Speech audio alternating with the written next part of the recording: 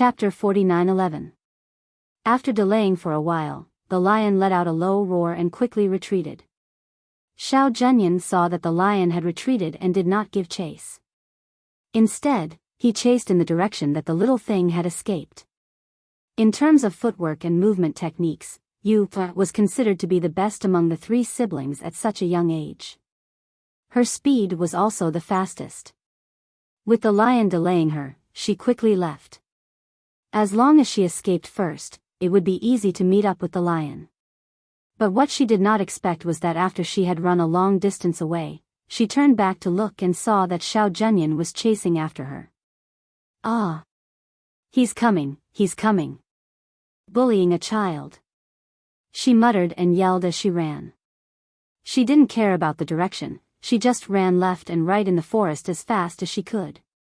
It's that child.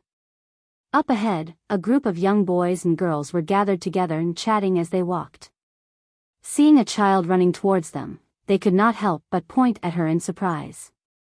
The news from the family said that it's a 5 to 6-year-old child. Isn't that her? Quick!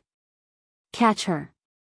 One of the youths said as he hurriedly rushed towards the child who was running over. One had to know that catching her was a great merit. Yu was running and she looked back from time to time. For a moment, she did not pay attention to the front. When she noticed those people in front of her, she gave a cry of surprise and quickly changed direction. Quick! Catch her quickly, don't let her escape. Everyone saw that the child had turned a corner and was running towards the other side. They quickly shouted, "Surround her! Surround her from that side!" Being blocked by these people, Xiao Zhenyan, who had been chasing from behind, had also caught up. When he saw the disciples of the family holding swords in their hands, he immediately frowned and shouted in a cold voice, "Don't hurt him." Everyone was startled. When they heard the voice, they looked towards the direction of the voice. When they saw that it was Xiao Zhenyan, their faces changed and they quickly called out respectfully, "Young lord. Keep your swords. Don't hurt her." Xiao Zhenyan ordered coldly. Gathering his breath, he rushed forward and grabbed at the little thing. Ah! Yu cried out in alarm, but her body nimbly dodged. Xiao Zhenyan grabbed at thin air and was stunned for a moment, as if she had not expected this chubby baby to be so skilled. She leaned forward to grab at her again. At this moment, the roar of a lion sounded. Roar! Ah! Berserk beast! No! That was a divine beast. Look at the pattern on the lion's head. Hiss! How could this be? Did someone form a contract with this divine beast? One of the youths sucked in a breath of air as he suddenly realized that the young master was here. His eyes shone with surprise. Could it be that young master has contracted with this mythological beast? But just as they were talking, they saw the divine beast pounce forward. They thought that the divine beast was going to pounce on the child, but they didn't expect it to pounce on their young master. Young master, be careful. Everyone was so frightened that their faces changed, and they instinctively cried out in alarm. They saw their young master's hand that was reaching out to grab the child paused, and he clenched his fist tightly. Above his fist, a stream of air that was visible to the naked eye condensed, and with an extremely fast speed, he swung his fist towards the head of the divine beast. Yu ran away, and when she turned around to look, she saw Xiao Zhenyan's fist heavily smashing onto the lion's head, and the lion's claws also fiercely scratched his arm, leaving behind several deep marks. Chapter 49:12. Audacious evil creature. You dare to injure my Xiao family's young master. A sharp and low roar came from the sky. Accompanying the roar was a powerful pressure and a golden net that glowed with golden light.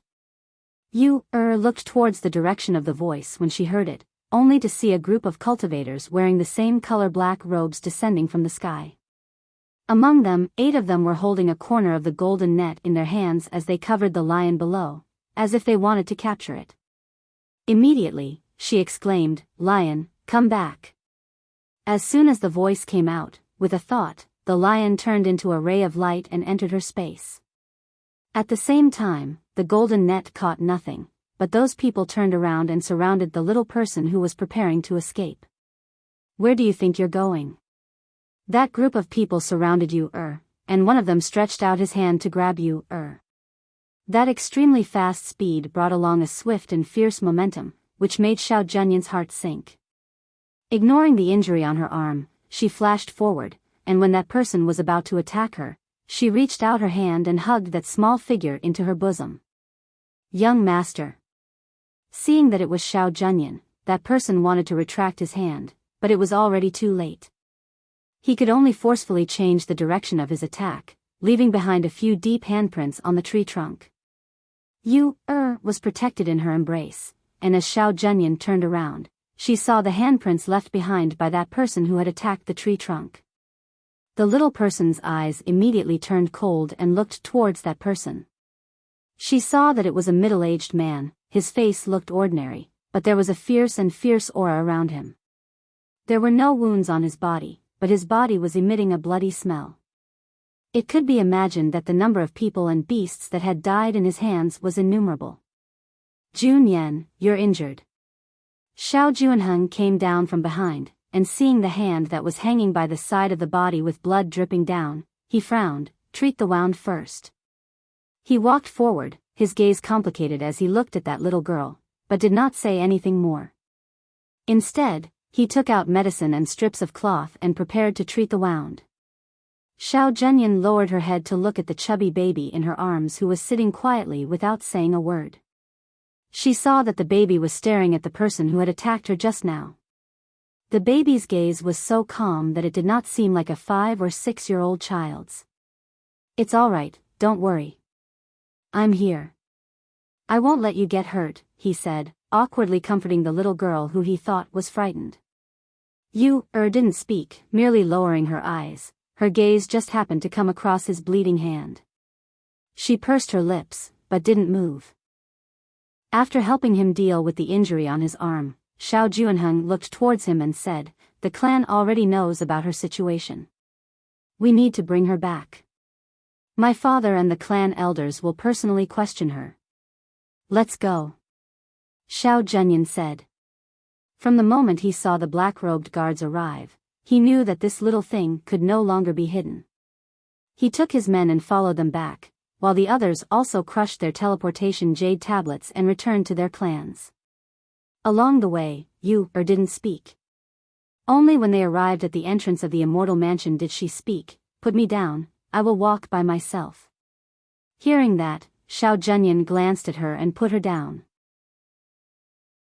Chapter 49:13. In the hall, Xiao family head and various elders were already sitting there waiting. When they saw the few people who came in, their gaze first fell on Xiao Zhenyan. Zhenyan, how is the injury on your hand? Is it serious? Xiao family head inquired. According to the report of the people who came back earlier, she was scratched by the divine beast. I'm fine. Xiao Zhenyan said and bowed towards them. This is that child? Xiao family head looked at the little girl who came in from behind. He didn't expect it to be such a child. After all, he had heard that she had already contracted that divine beast. This was something that none of them had expected. Such a small child, how did she make a divine beast recognize her as its master? At this time, they carefully sized up this child. Seeing her walking in from behind with her short little legs, she was neither flustered nor scared. Facing their sizing up and probing, she didn't lower her head, nor did she shift her gaze away. Instead, she used her pair of beautiful eyes to stare at them, as if she was sizing them up. Everyone in the hall were people of the older generation. Naturally, with a glance, they could see that this wasn't the transformation of a few hundred-years-old expert. After all, her bone age couldn't change into a human. This was just a 5 or 6-year-old child. Such a small child, with such bearing and courage, naturally couldn't be the child of an ordinary family. Therefore, after everyone looked at each other, Xiao family head opened his mouth and asked, "What is your name? How did you come here?" "My name is Yunqi. Cloud Sky Mountain's Qing Di is my master." Standing in the hall, a small person, softly and clearly reported her master's name. Because she was very clear that she had to say it even if she didn't want to. Moreover, her master had said that if she caused any trouble outside, as long as she reported his name, others wouldn't dare to make things difficult for her. Perhaps because they didn't expect that this child would actually say her name and master upon asking, everyone in the hall was startled for a moment, and then somewhat stunned. Especially Xiao Junyan and Xiao Juanheng. It wasn't that they didn't ask her name and origin, but she didn't say it all along.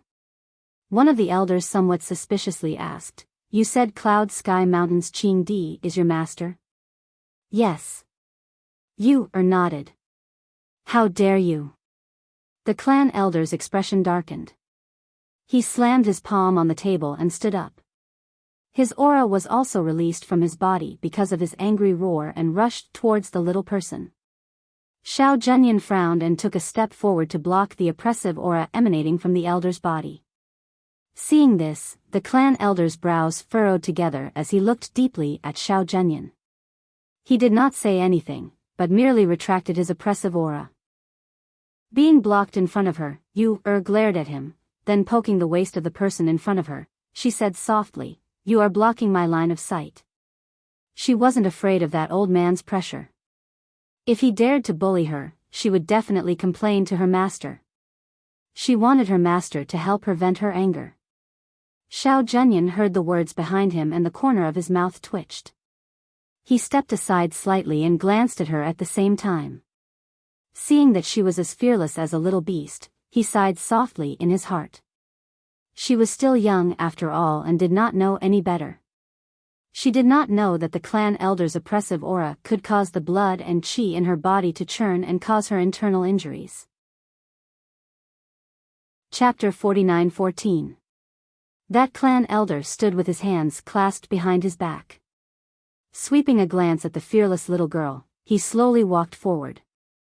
His aged voice carried a bit of fierceness as he shouted, "At such a young age, your mouth is full of lies." As everyone knows, Emperor Qing did indeed have a disciple called Yun Qi. However, that disciple of his was not as old as you. Moreover, that disciple of his died a few years ago because he failed to pass the tribulation. Where did a disciple like you come from? He walked in front of you, and looked down at her from above.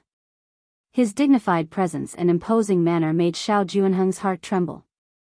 However, raised her head and looked directly at that clan elder without any fear in her eyes. Seeing this, everyone was even more surprised and even more curious about her origin and birth. Seeing this, Xiao Juanheng sighed in his heart. He actually did not know that this little girl had courage. Seeing this, Xiao Junyan's lips curled up slightly, her eyes filled with admiration and fondness. This chubby little girl was indeed very interesting. That clan elder stared at the little girl in front of him and shouted in a deep voice, "Who exactly are you? What are your intentions for sneaking into my Xiao family's secluded immortal island? Who instigated you to do this? How did you come here? If you don't quickly tell the truth, I will not let you off easily." Yu's pair of eyes stared at him and said in a soft voice, "You said that this is a secluded place. Then how do you know that my master did not accept me as his disciple? What evidence do you have to prove that I am lying?" Then, she paused and stared at him with her clear eyes. With a serious face, she said, "I'm not a 3-year-old child anymore. It's useless to threaten me. I'm not afraid of you. Also, don't bully me just because you're older. I can't beat you, but my master can." Hearing her words, everyone's mouth twitched. Did this child become a spirit? Or were all the children outside this quick-witted? That clan elder was refuted by such a child. Immediately, he blew his beard and glared at the chubby little girl in front of him and asked, "You say that you are Emperor Qing's disciple. What proof do you have?" Blinked and asked curiously, "What proof do I need? I am obviously my master's disciple. My master and I both know that. What proof do I need?" This question instantly left the elder speechless. Everyone in the hall also fell silent. In an instant, the hall was filled with a strange and inexplicable silence. There was a trace of a smile on Xiao Zhenyan's face as she said, "If you want to know if what she said is the truth, you only need to send someone to investigate." Cough. Xiao Clan Master coughed, then immediately whispered a few words to a person behind him, then looking towards you, he asked, "Did you contract that god beast?" "Yes." You nodded and said. In any case, they had seen it, so they couldn't deny it even if they wanted to. "That's a divine beast. How did you make it willing to contract with you?" Patriarch Xiao asked again, unable to hide his curiosity. It was originally not a god beast, it was originally only a peak-level holy beast, and was still a bit lacking from god beast. You gestured with her little hand. Hearing this, the expressions of everyone in the hall changed slightly. They naturally knew that the divine beast had just evolved, but why was she able to form a contract with it as soon as it evolved? Chapter 49:15. Saying that, Yu's little face showed a helpless expression. Later, it insisted on following me, and I had no choice but to accept it. Hearing her words, everyone's face darkened. Did she mean that the mythological beasts born on the immortal island were eager to join them? However, if it was really an elixir pill that helped the divine beast to advance, it might be Emperor Qing's doing. After all, he was a great emperor. How could he not have some elixirs with miraculous effects on his hands? Could it be that this little fat girl with a fox-like temperament was really Emperor Qing's disciple? If so, then her coming here was Emperor Qing's doing? But, if that was the case, what was Emperor Qing's intention? For a moment, countless guesses flashed through everyone's mind, but in the end, they all turned into light sighs. It seemed that they could only wait for the news to see if this little girl was really Emperor Qing's disciple as she said. "Take her away and guard her." Xiao family head said and ordered people to take her away.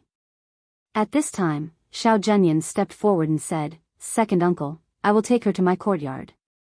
Hearing this, Xiao family head frowned and said, "Zhenyan, her identity is still unclear, and there is a mythological beast by her side. It is not appropriate to place her in your courtyard.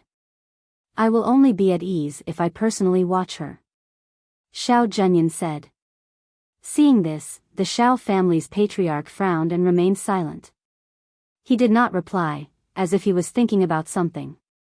The elders in the hall also did not speak, because what Xiao family head said was right. This child's origin was unknown, and under the situation where her identity was still uncertain, how could they place such a variable by their Xiao family's young master's side? It was too dangerous.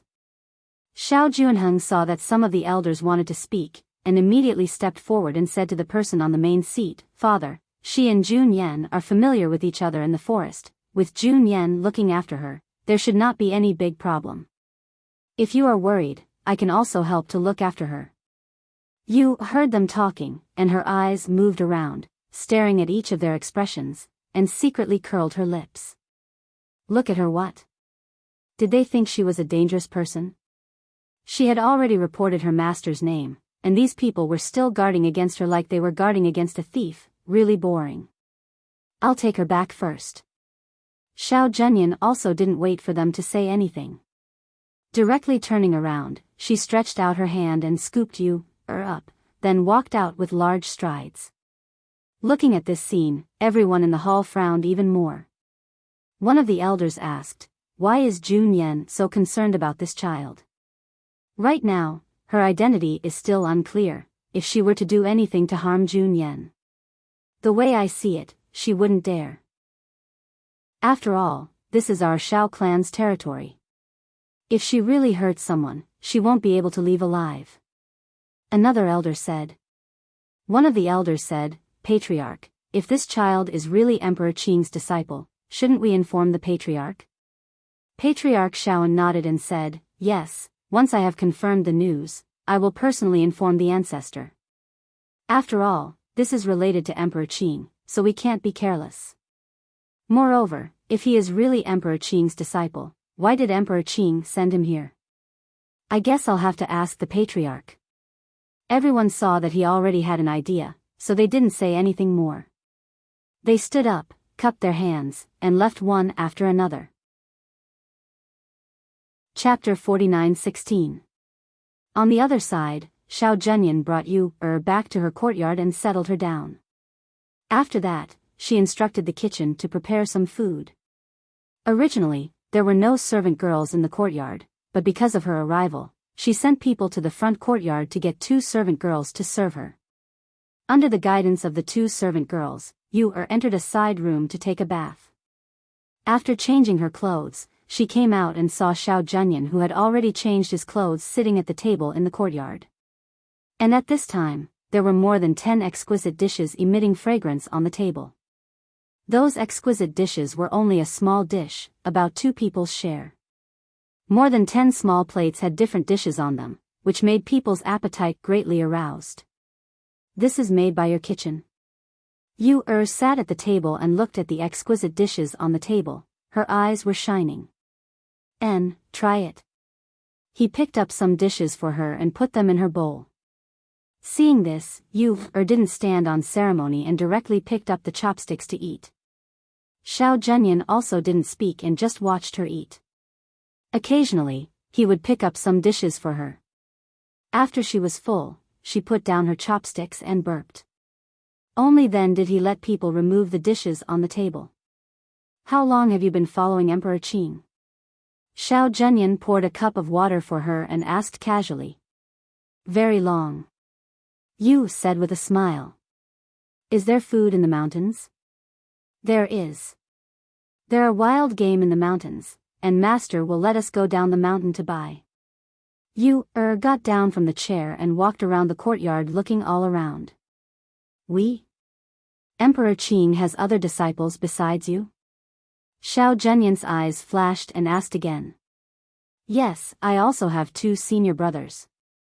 She wasn't afraid to let him know about this. After all, as long as they investigated, they would naturally find out. Her master had accepted the 3 of them and didn't hide it. Many people knew about them. On this side, Xiao Zhenyan intentionally or unintentionally inquired about her information. On the other side, the people of Xiao family also spread the news and came to know that a little girl had entered their place.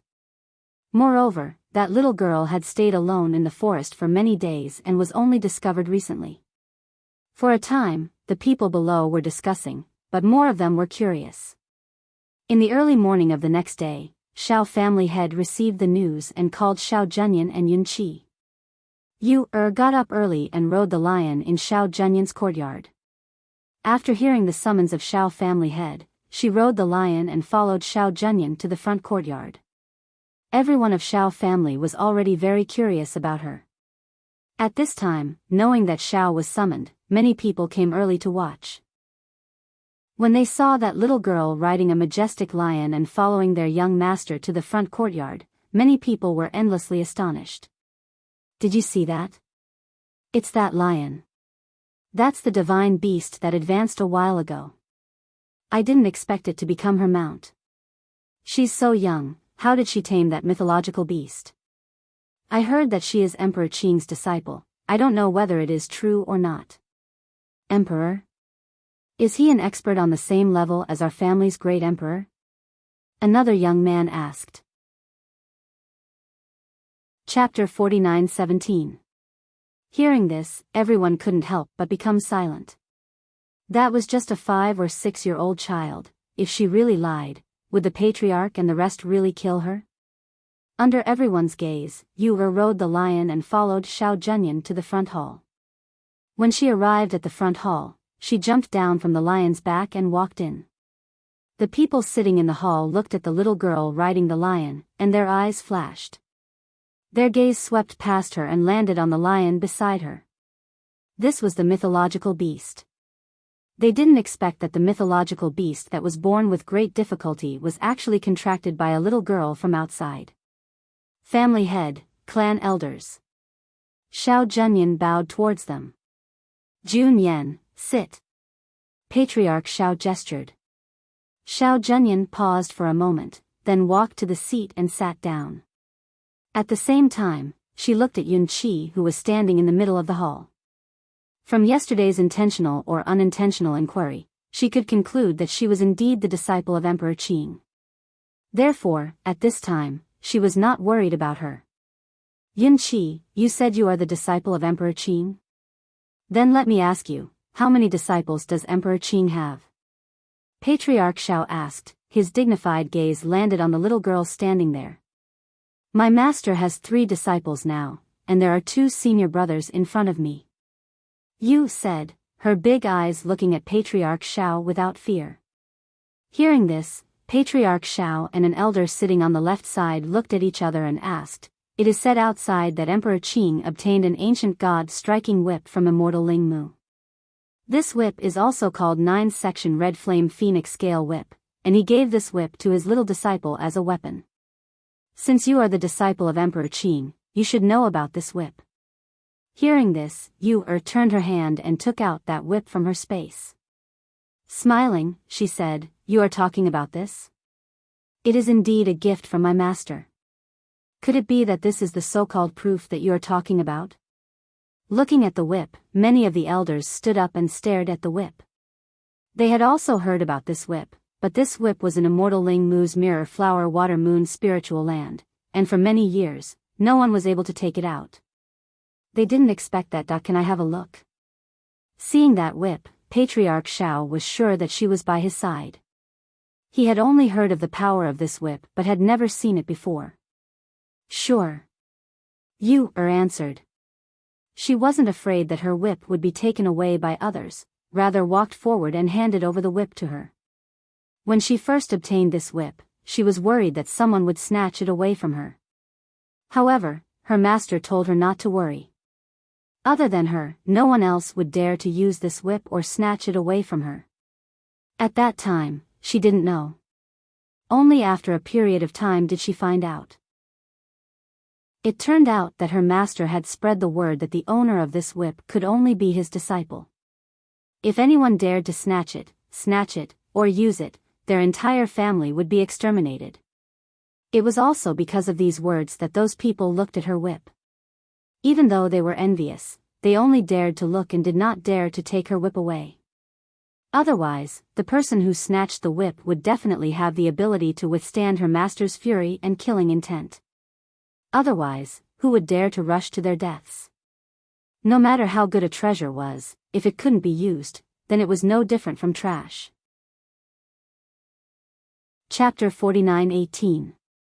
The clan elders also came forward to take a look. In their eyes, for them to call it a treasure, it was naturally an extraordinary treasure. But looking at this whip, they didn't dare to have any random thoughts. Now that they saw this whip, they naturally confirmed the identity of this little girl as Emperor Qing's disciple, Yun Qi. Not to mention that they couldn't have any ideas about this whip, they had to treat her as a distinguished guest and couldn't neglect her. Not to mention her origin, just the fact that her master was Emperor Qing was already extraordinary. Patriarch Xiao walked down and personally handed the whip to her, saying, now that we have confirmed that you are Emperor Qing's disciple, how did you appear here? Does your master know? Yu's eyes moved, and she said, my master asked me to come out and gain experience, but I also don't know how I came here. Originally, I also didn't want to come here. Oh. Then where did you want to go? Patriarch Xiao asked.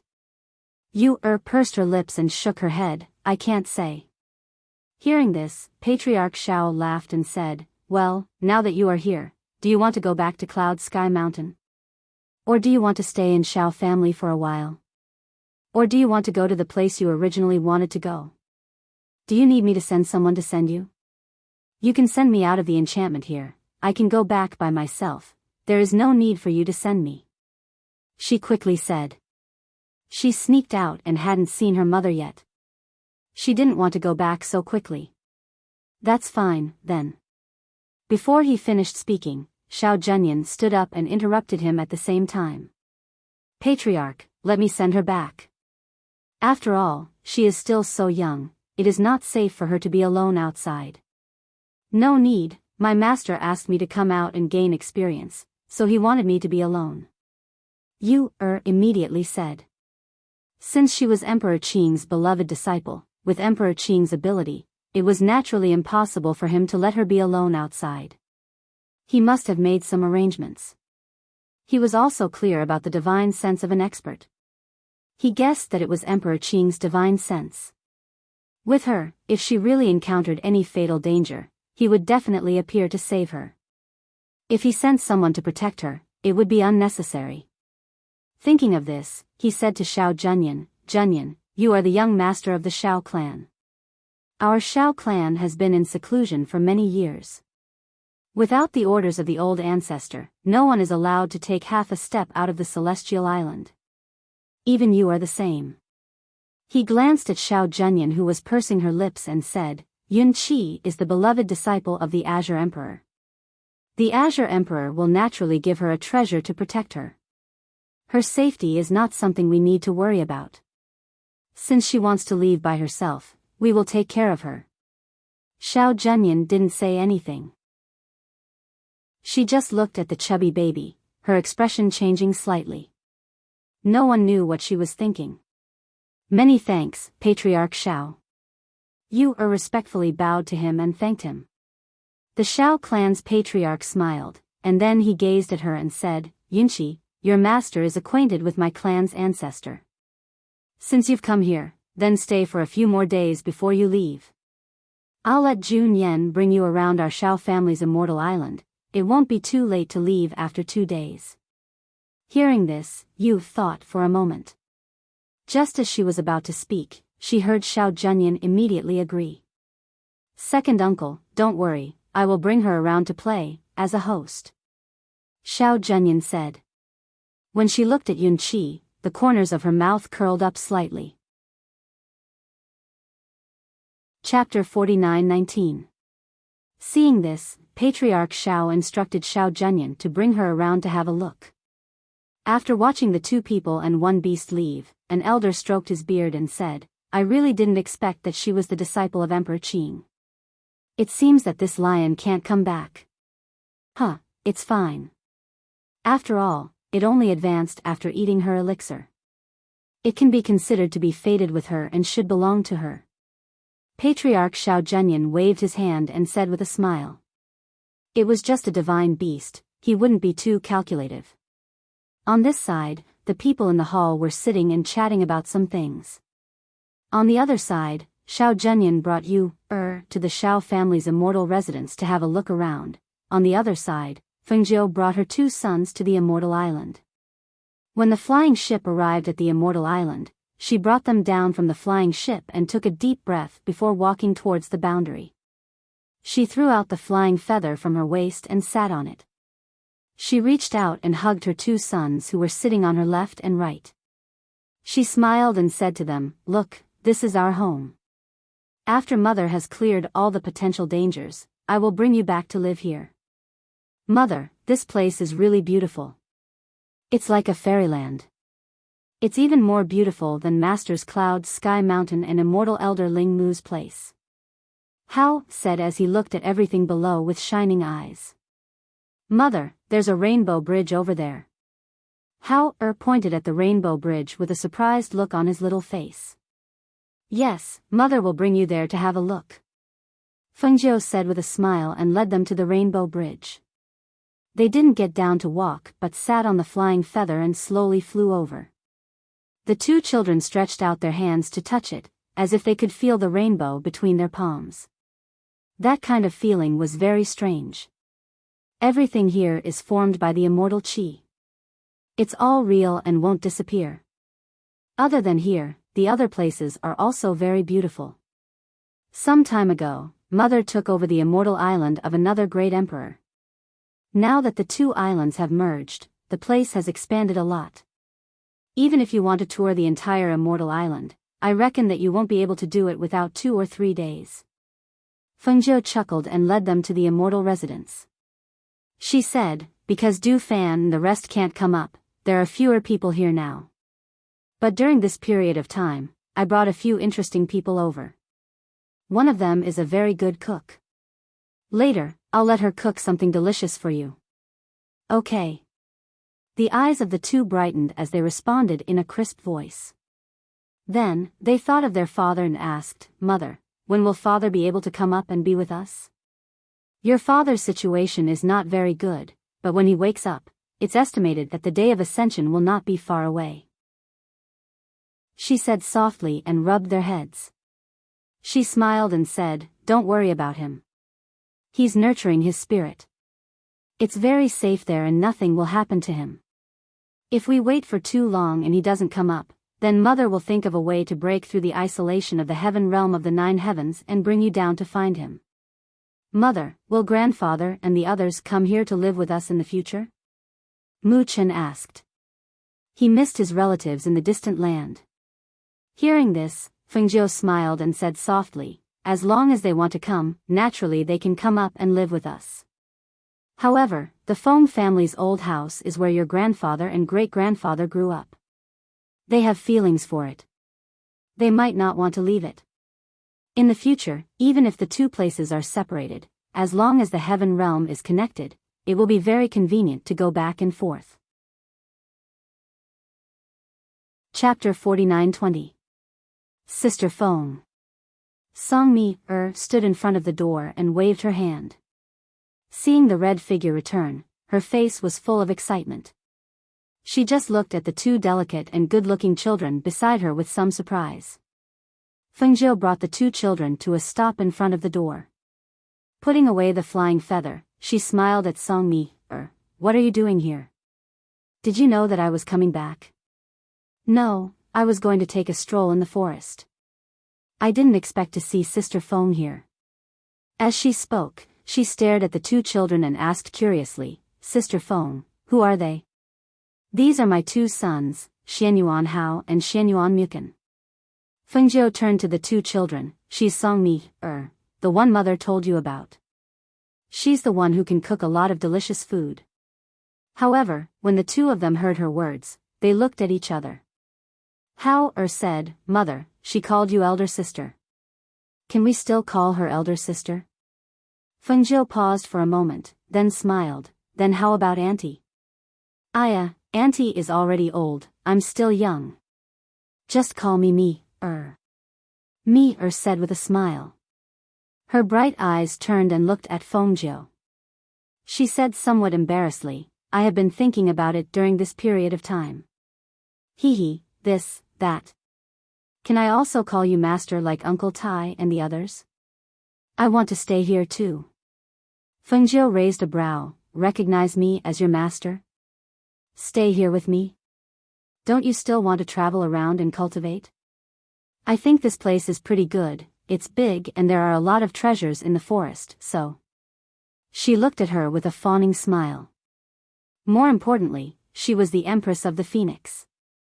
With such a big golden thigh in front of her, if she didn't hug it, wouldn't she be scolded to death by her father and brothers when she got home?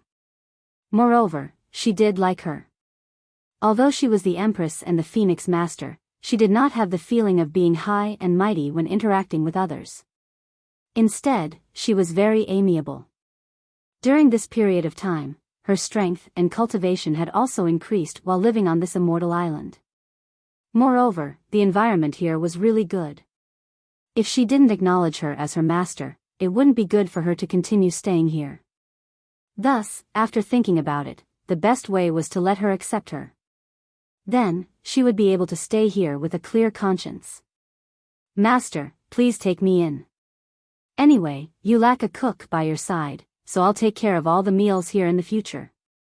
She stepped forward and held her hand coquettishly. Seeing this, Fengjiu smiled and said, all right, let's go in first. Later, make some food for the 2 children and let them nourish their bodies. All right.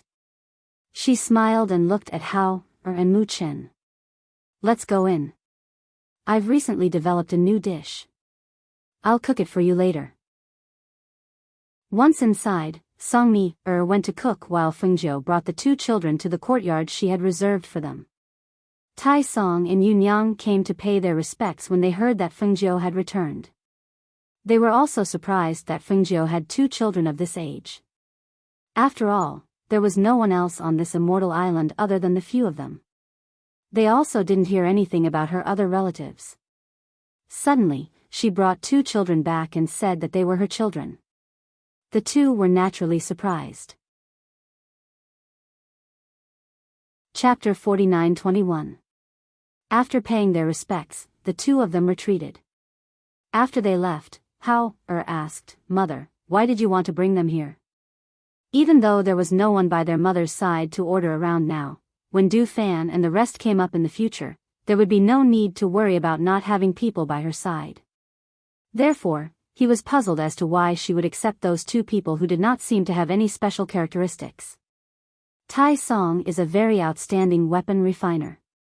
Keeping him is naturally to allow him to refine some weapons and the like in the future. She looked at the two children with a smile and said, "As long as he is talented and you feel that he is useful, you can keep him here." Hearing this, the two nodded, but in their hearts, they were thinking about their mother's words. As long as he was talented, no matter what kind of person he was, she could keep him for her own use. Because of their arrival, the Fire Phoenix, Old White and the rest also came in front of the two and circled around them. Seeing this, Fengjiu smiled and said to the few contracted beasts, "All right, you can all disperse." Saying this, she looked at the two children and said, "You two take a rest first. I will call you when it's time to eat. Tomorrow, Mother will accompany you to take a look around." "Okay." The two of them responded. After watching her and the contracted beasts leave, they went to the courtyard their mother had prepared for them to rest. The difference between this place and their master's Cloud Sky Mountain was that there were transformed immortal servants here. Some of these immortal servants were transformed from red-crowned cranes, some were transformed from flowers and spirit herbs, so they could be ordered around. Moreover, this place was also big. The two of them each had an exquisite and secluded courtyard, and there was also a distance between them. For them who often stayed in the cave, naturally, they preferred this kind of secluded and elegant courtyard. Compared to their comfort and happiness in this immortal abode, Yu, on the other side, was extremely bored. Even with that Xiao Zhenyan accompanying her to go sightseeing, she still had a look of complete lack of interest. After staying for 2 days with great difficulty, early in the morning, she ran to the Xiao family's head and said that she wanted to leave. "You are leaving? Not staying for a few more days?" Xiao family's head asked, looking at that little person with a smile on his face. "No, I'm leaving." She blinked her beautiful eyes at him and said. Seeing this, he nodded and said, "Fine, then I'll send you off. Come with me." As he spoke, he walked out and gestured for her to follow. Yu-Er's face showed a smile, and promptly followed. He brought her to the exit of the immortal island. Looking at the sky outside, he smiled and said, "In the future, if you have the chance, come and walk around with your master. Our Xiao clan welcomes you at any time." "All right. Many thanks to Xiao family head." She bowed to him like a little adult and said. Patriarch Xiao nodded his head and turned around to take a look before asking, "When you came to look for me, Jun Yan didn't know?" "I didn't tell him. I came out early." Because they lived in the same courtyard, but there was also a front courtyard and a back courtyard, he naturally didn't know that she had woken up early. Hearing this, Patriarch Xiao didn't say anything else. He only said, "All right. Take care of yourself along the way." Finished speaking, he flicked his sleeve, and an opening appeared in the spirit formation in front of him. The next instant, Yu-Er was sent out. Chapter 49-22. As soon as he turned around, he saw Xiao Zhenyan rushing over from afar. Seeing this, he paused and waited for him to arrive before saying, "You're late." When Xiao Zhenyan heard this, his eyes flashed and he looked towards the clouds, but her figure was already gone. In fact, he knew that she had been discharged from the hospital early, but he had rushed to see his grandfather early to ask for permission to leave the island. But in the end, he was not allowed. "After so many years, this is the first time I've seen you care so much about someone." Patriarch Xiao looked at him with his hands behind his back and said, "Work hard on your cultivation. In the near future, you will also have to leave the island to travel. She is the disciple of Emperor Qing. At that time, if you want to see her, you can go to Cloud Sky Mountain to pay a visit." Perhaps it was because he heard his words, but his originally somewhat disappointed expression was swept away, and what replaced it was a look of anticipation. He cupped his hands and thanked him. "Many thanks, second uncle. I understand." After saying that, he didn't stay any longer and turned to leave. Seeing that he had recovered his usual vigor, Patriarch Shao sighed softly and followed him back. On the other side, Yu, who had been sent away, directly landed on a stage in the city below. There were two cultivators fighting on the stage, but who would have thought that just after the victor was decided, the winner was caught off guard by Yu, who had fallen from the sky and knocked him unconscious on the stage. This scene happened so quickly that the cultivators below the stage did not even have time to react. They just looked at the little girl who suddenly fell from the sky in astonishment. The surroundings became silent because of this sudden scene. After a strange silence, the crowd below the stage went into an uproar and everyone started to discuss. Where did this child come from? Why did she fall from the sky? What's going on? Why did she knock someone unconscious? This is too outrageous. Who would throw such a young child down from the sky? It doesn't seem like she was thrown. Just now, there seemed to be a stream of air supporting her down. Otherwise, that person who was knocked unconscious would not be standing there in a daze without any reaction. Yes, I also saw it just now. When this child fell, there was a very strong aura protecting her. After she fell on that cultivator, that aura disappeared. The people below the stage were discussing, and Yu, who was sitting on the back of that person, was also startled. She lowered her head and looked at the person she was sitting on. She hurriedly stood up, patted her little butt, and tidied up her little dress while she was at it. Looking left and right, she wanted to get down from the stage, but she saw that the people around her were all staring at her, as if they were looking at a rare animal. Make way, I want to go down." Yu got down from the stage. "Child, where did you come from? Where are your parents? Don't tell me you want to leave just like that after knocking him out?" a cultivator asked. At the same time, he blocked her path, not allowing her to leave. Yu raised her head and looked towards that person, and seeing his pair of small eyes looking at her, she asked, "You won't let me go?" "Of course you can't go. You knocked someone unconscious, so how can you just walk away? Naturally, you have to compensate something," that cultivator said with a light smile. Chapter 49-23. After Yu glanced at that person, she turned around and looked at the person she had knocked out. She said in a soft and tender voice, "He was only knocked out by me. He's not injured. He'll wake up in a while." "Ah. Who said that? Call out your family's lord." That cultivator crossed his arms and sneered. Yu rolled her eyes and looked at him with a sweet smile. "Okay." As soon as her voice fell, she moved her mind. With a flash of light, a majestic lion appeared in front of everyone. Roar. A lion's roar, accompanied by the pressure of a divine beast, instantly scared off the surrounding people.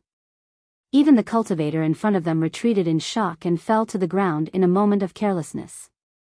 Yu patted the lion beside her and said with a smile, "What do you want to say? Tell it." Everyone looked at the lion that had suddenly appeared, and they were all dumbfounded with their eyes wide open. If they didn't see it with their own eyes, who would believe that such a little girl actually had such a powerful contract beast? This is a divine beast," a cultivator said and involuntarily stepped back. For a little girl to have such a powerful contract beast, there were only two possibilities. One was that she was born in an extremely prominent family. The other was that she had an extremely powerful backer behind her. No matter which one it was, they didn't dare to provoke them. The surrounding people automatically opened up a path for her.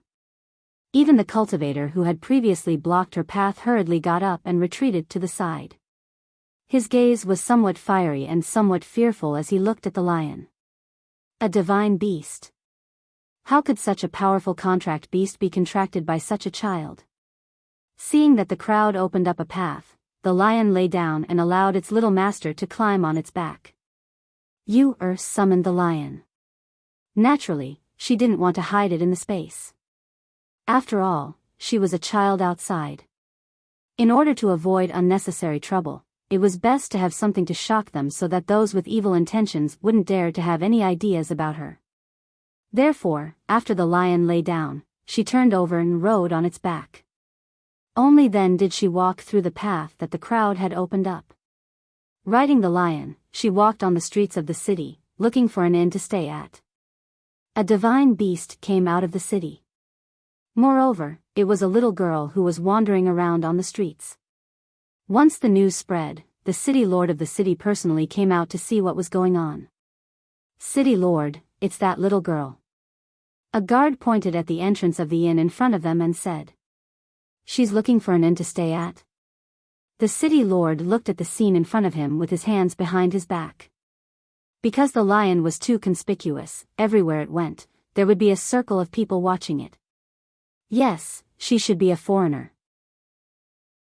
Moreover, she doesn't have any relatives in this city, so she can only find an inn to stay. However, because that lion is too scary, those inns don't dare to receive her. The guard said in a low voice. Seeing this, the city master paused for a moment before walking forward. When the surrounding people saw that the city lord had arrived, they automatically opened up a path for him. Who was riding the lion, saw that the crowd had retreated. She turned her head and saw a middle-aged man walking towards her. She didn't say anything and only looked at him. Chapter 49-24. Since she had God Beast accompanying her at such a young age, it could be seen that she either came from a big clan or had a powerful backer behind her. Since she had come to the city, as the city lord, he had to make things convenient for her as the host. Thought for a bit, and seeing she couldn't find a place to stay in the inn, and also seeing this person was the city lord, she nodded her head at once, then revealed a pure and happy smile. "Many thanks, city lord, then I will disturb you." Look, at such a young age, her bearing was natural and unrestrained. It could be seen that her background was not ordinary. Everyone in the surroundings thought inwardly, and their gaze fell on that child. All of them were guessing which sect she came from. Seeing she nodded her head, the city lord immediately took her to the city lord residence. Seeing this, everyone in the city discussed for a while, then they dispersed. Not to mention the city lord receiving her, even if the city lord didn't appear personally, that little girl had God Beast guarding her side, so ordinary people also didn't dare to rashly make a move against her. In the city lord residence, the city lord personally took to a courtyard, then said to her with a smile, "Little girl, I still don't know what your name is. Can you tell me?" Looked at this courtyard, and again looked at this city lord. Hearing his self-introduction, she heard that his surname was Gua. Gua clan was a big clan here, and he was elected as the city lord by all the clans in the city. After roughly understanding some matters, hearing his question, she thought for a bit, then said, "My name is Yunqi." "Oh. Yunqi. Where are you from? Why are you here alone?" City Lord Gua asked in surprise. Sweetly smiled, and crisply said, "My master doesn't like me to spread his name everywhere." After that, asked again, "City Lord, which great emperor's territory is this place?" Hearing her say that he couldn't spread her master's name everywhere, the city lord pondered, who was her master? When he heard her asking about the great emperor of this region, he couldn't help but smile and said, "The great emperor of this territory is surnamed Shao, known as the South Heaven Great Emperor. He is one of the 10 great emperors." "You are just a little kid, why are you asking about this?" "So to say, this place is the territory of Southern Heaven Great Emperor? I heard that a very powerful great emperor had ascended some time ago. Is her territory very far from here?" Yuxian asked, somewhat anxious in her heart. When this Shao clan's master sent her away, why did he send her to their Shao clan's territory? Why didn't he send her a bit further? "You are talking about Empress Phoenix Master. She is the first empress in thousands of years. Moreover, she is also an extraordinary character." The city lord smiled and walked to the table in the courtyard. He sat down and said, "Her territory is indeed quite far from here. After all, the territories are different. As he spoke, he looked at the little girl who had a conflicted expression and asked with a smile, "You're so young, so why are you so interested in those big shots? That kind of person isn't someone you and I can meet." However, she just lay on the table listlessly. She sighed and said, "I'm just curious. I also want to see her, but who would have thought that she was so far away?" Finished speaking, she again sat up and asked, "If we go from here, how long will it take to fly?" Chapter 49-25. As he spoke, he looked at the little girl and said, "You rest here first. The journey is long, so there's no need to rush. However, you want to go to such a far place, do your family elders know?" After all, she was such a young child. Even if she had a mythological beast to protect her, it was still somewhat inappropriate. They know. You immediately nodded and said, but her eyes flashed. She reckoned that her master already knew that she had sneaked out, but she didn't know whether her master would be angry or not. "Then you rest first. If you need anything, just instruct the maid to do it, or go to the front courtyard to find me." Guo family's master stood up, and after saying a few words, he left first. Because such a little girl had come to the mansion, the people below also didn't know her origin. Therefore, he instructed them to treat her as an honored guest, and not let the people below be impudent. You walked around this courtyard, looked all around, and then walked to the largest room in the middle to rest. In the city lord's mansion, because of the city lord's instructions, the people in the mansion didn't dare to disturb that little honored guest. But at noon the next day, the old ancestor of the city lord's mansion, who was also the city lord's old ancestor, came out of seclusion. When he heard that a little girl had come to the mansion, and there was also a mythological beast accompanying her, he sent someone to summon the city lord to inquire about it. "Old ancestor, that child said that she is called Yunqi, and she came out to gain experience under the order of her master.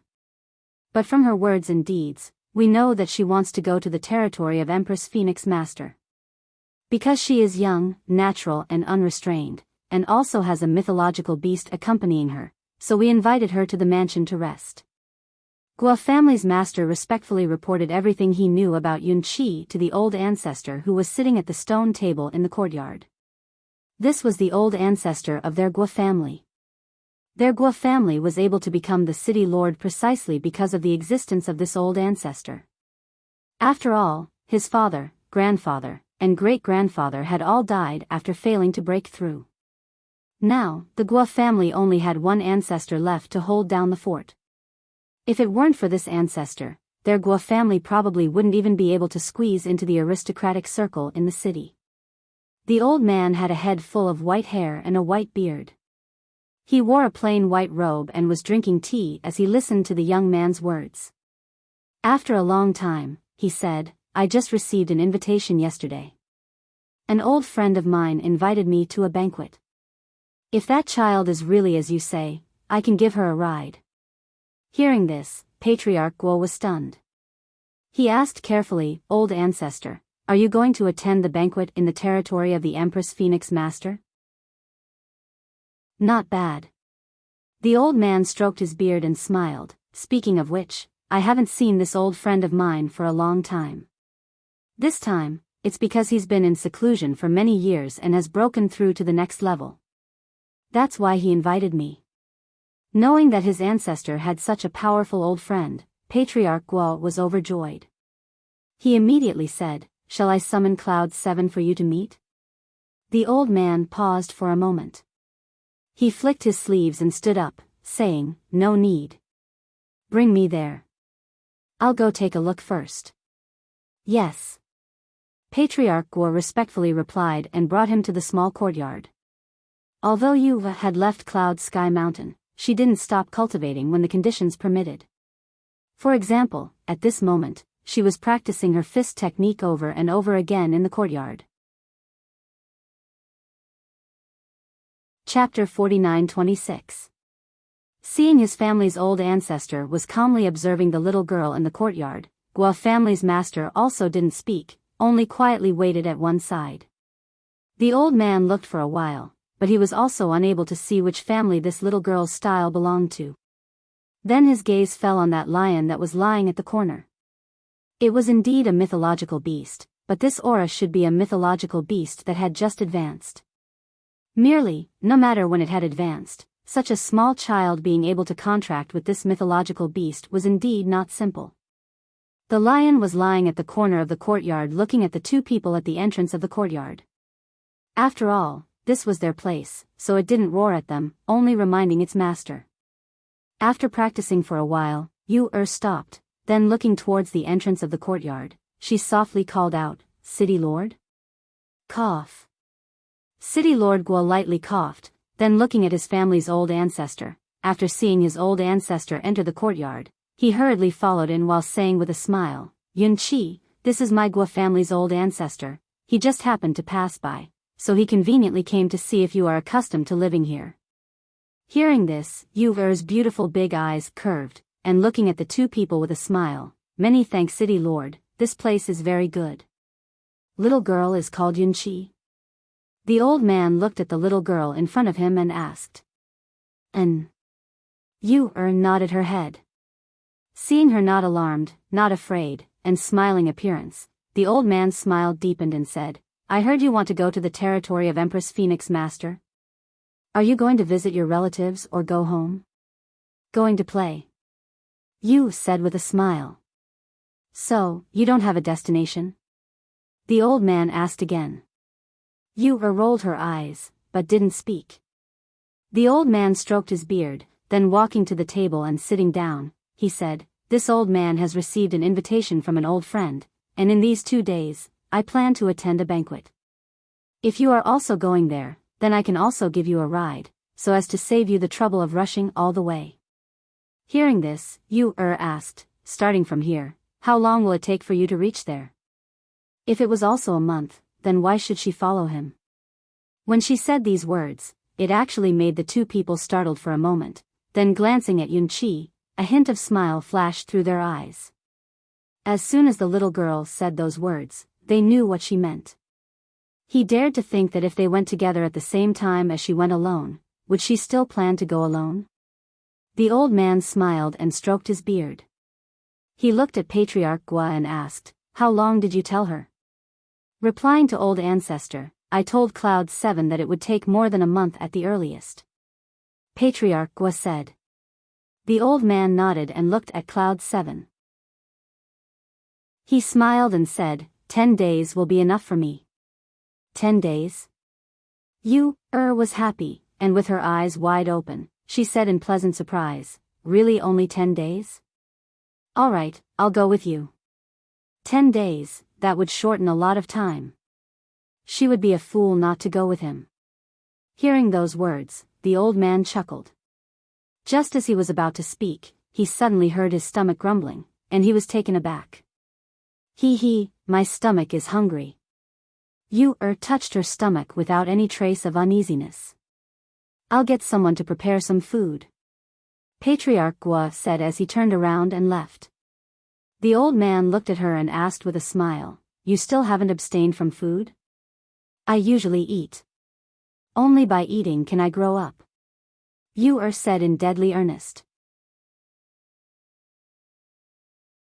Chapter 49-27. Yes. Patriarch Gua replied and glanced at Cloud 7. It seemed that this child was very fond of their old ancestor. One must know that in the entire Gua family, no one dared to speak to their old ancestor in such a casual manner. Next day, early in the morning, Gua family's master passed the prepared dry food, pastries and so on to Yu'er, and said, "There is meat, dry food, as well as some pastries and so on. All of them can be stored for a long time, so it should be enough for you to eat on the way." "Many thanks, City Lord." Yu'er received the food and thanked him. "Okay, come up."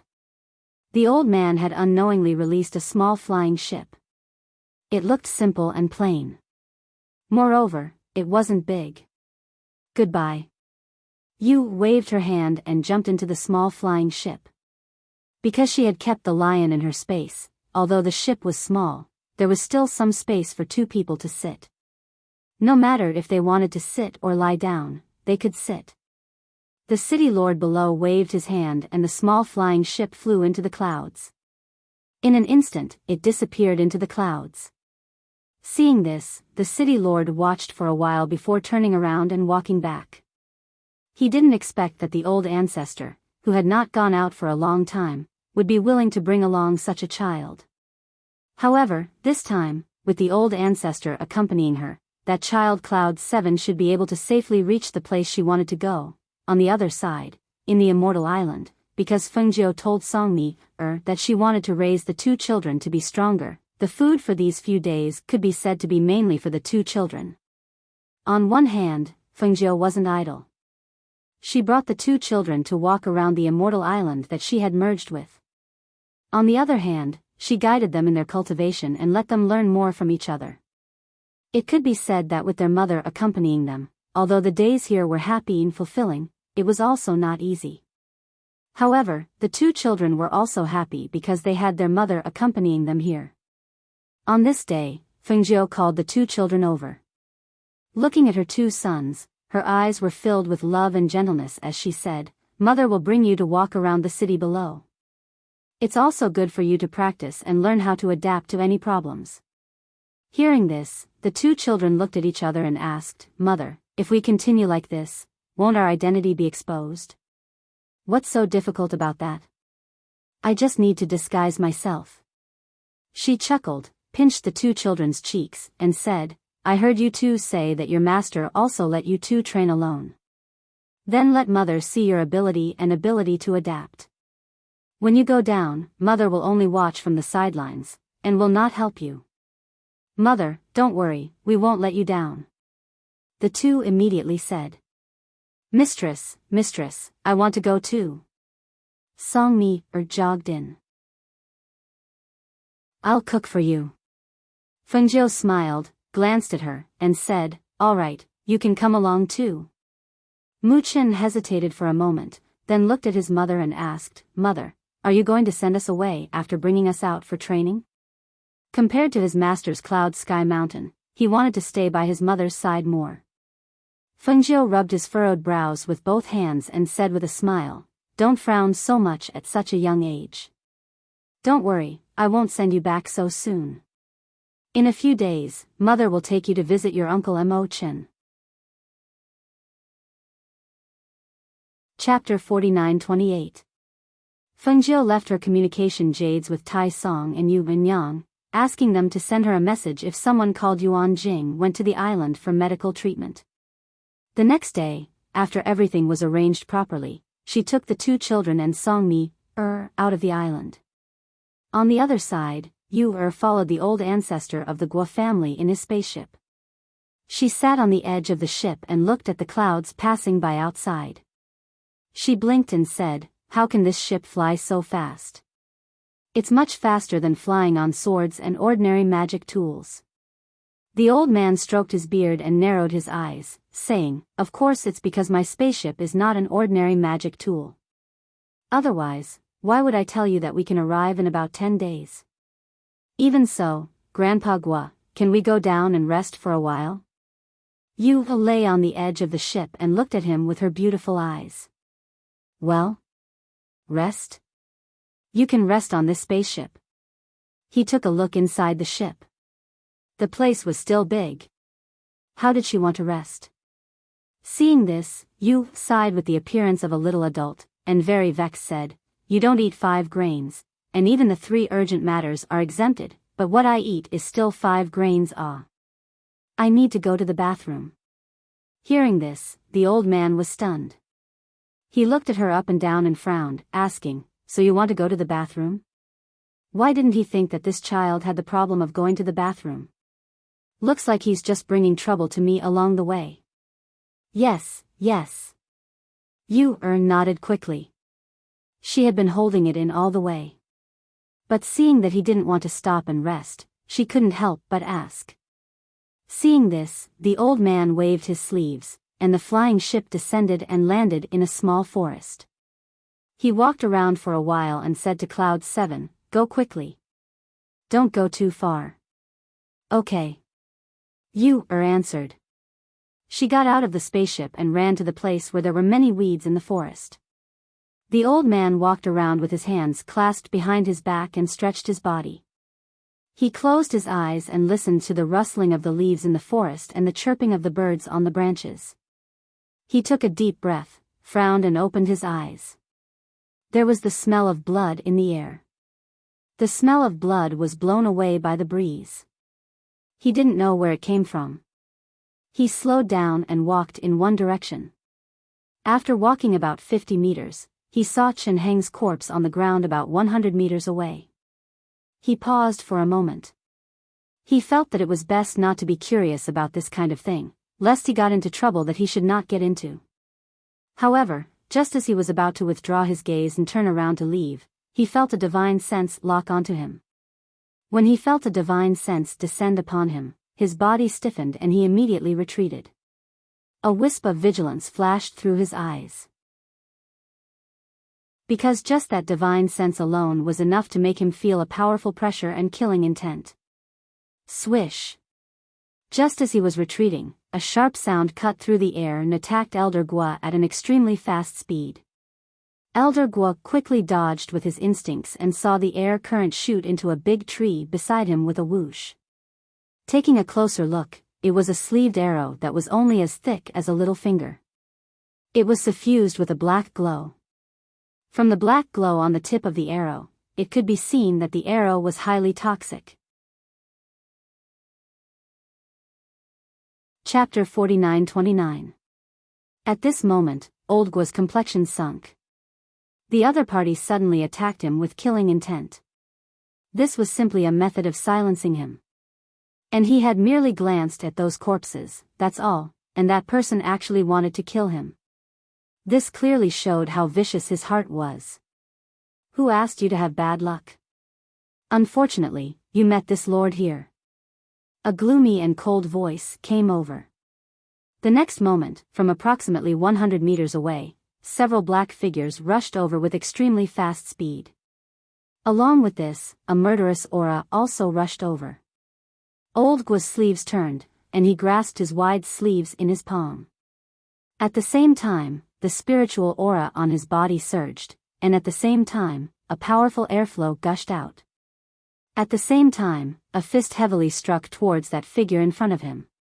Whoosh! The speed was fast, and the strength was heavy, bringing about a swift and fierce whistling sound.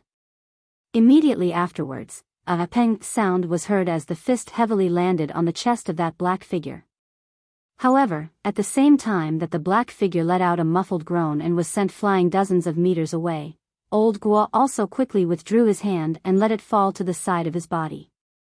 Fresh blood seeped out from his loosened hand and dripped into the soil on the ground. That person had armor on his chest. Moreover, it was that kind of armor with sharp iron. Kill! A kill order was shouted, and several figures attacked. Carrying a gloomy and cold killing intent, they directly approached Old Guo, intending to take his life in an instant. Old Guo's figure slightly swayed, and the blood dripping from his hand had unknowingly turned into a dark purple color. Even his palm had swollen, suffused with a deadly dark purple color. His lips were also suffused with a layer of dark purple color, and cold sweat seeped out from his forehead. At the same time, he spat out a mouthful of blood from his mouth, and rapidly retreated to avoid the attack of those several people. He was fighting with all his might. Merely, the poison flowed along his hand and his chi into his body, making the poison in his body even more profound. At the same time, his fighting speed also gradually weakened, and his dodging figure also slowed down a lot. And precisely because of this, not long after, his body was covered with wounds. Hearing the movement, Yu trotted back, but when she saw the scene in front of her, she was stupefied. She had just gone to relieve herself, but how did Guo family's old ancestor become like this? Seeing one of the black-robed people chopping towards Old Guo with a sword, she was startled, and promptly shouted, "Lion! Save him!" The moment she spoke, a flash of light shot out and pounced on Old Guo. At the same time, it took him away, then with a few leaps, it retreated to the spaceship further away and put him down. Pooh! Old Gua spat out a mouthful of blood. Looking at the small figure running forward, his pupils shrank and he exclaimed in an old voice, "No. Run." How could a small child be a match for those people? If she went up, she would be courting death. After the lion put him down, he quickly ran to his little master. At the same time, the silhouettes saw the child who had suddenly jumped out. One of them turned the sword in his hand and attacked the little girl. Facing the incoming killing intent, the little face of was calm and collected. Facing the long sword in the hand of the opposite party, she didn't pull out her dagger, rather with a turn of her hand, a whip made a pa sound in the air, and with a shio sound, that whip rolled towards that long sword. Chapter 49:30. Ah! The flame burned head-on, and that black-robed man instinctively cried out in alarm. His hand loosened, and the sword in his hand was seized by the long whip. Shio, the long whip threw the sword towards one of the figures who was rushing towards the airship. Shio! A chill came from behind, and that black-robed man instinctively dodged. Just when he dodged sideways, he saw the long sword piercing through the big tree not far away. That person's gloomy and cold eyes narrowed, and looking back, his gaze landed on that little girl who was holding the whip in her hand, and his whole body was covered with dense killing intent. Courting death. With a cold shout, that person turned back and attacked towards that little girl. Roar! Lion roared, and pounced towards that black-robed man in front, and started to tear and bite. Her small body strength naturally couldn't be compared to the other party, but she had the advantage in her wonderful movement technique. Moreover, she also had the ancient divine whip in her hand, which increased her fighting strength by several levels. But even so, those few people besieged her, and she also wasn't their opponent. She was forcefully holding on, but she didn't know that those few black-robed men were shocked and astonished. One must know that along with the battle, they would also attack with their pressure, but this little girl was actually able to withstand their pressure. Moreover, she was nimbly dodging their sword. Needless to say, this didn't surprise them. And at the dark place, that leader who didn't appear narrowed his eyes, and stared at the strange whip in the hand of that little girl. His eyes flashed, and don't know what he thought, but suddenly he opened his mouth and shouted, "Retreat!" With this order, although those few people didn't understand, but they also quickly retreated to a place where the whip couldn't attack, and stopped. Their bloodthirsty eyes were still staring at that little girl who was different from them. This child was very strange. She looked like a 5 or 6 years old little girl, but once the battle started, the aura of her body changed, and her moves were also extremely swift and fierce. Her attacks were specifically aimed at their fatal points. While fighting with them, she didn't panic, instead she used killing moves as if she didn't care about her life. They had killed so many people, but this was the first time they encountered such a strange child. Was holding a whip in one hand and a dagger in the other hand. Lion was also guarding beside her. At this moment, one person and one beast vigilantly stared at that person who came out from behind the tree. It was a person whose entire body was hidden in a black cloak. He was also wearing a mask on his face. She couldn't see his face, but she could see that his cold eyes were staring at her. No, to be precise, he was staring at the whip in her hand. Ancient god striking whip? He narrowed his eyes, and there was a trace of surprise in his cold voice. "You are the disciple of Emperor Qing?" "Yes." Didn't deny, rather directly admitted.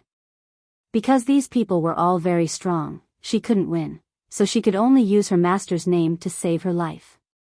"I heard that the Qing emperor obtained the ancient holy whip from the Lingmu immortal and gave it to his disciple.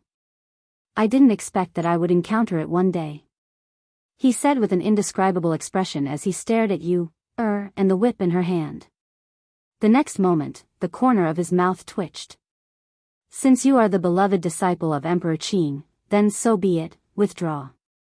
He retracted his gaze and turned around, then raising his cloak, he prepared to leave. "Wait a moment." Promptly called out to stop him. Seeing that person stopped, she said, Give me the antidote. That old Guo was poisoned. If she didn't have the antidote, then wouldn't he die? Chapter 49:31.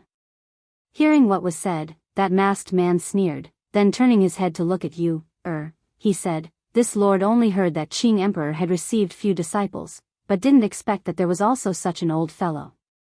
Antidote. You stubbornly said.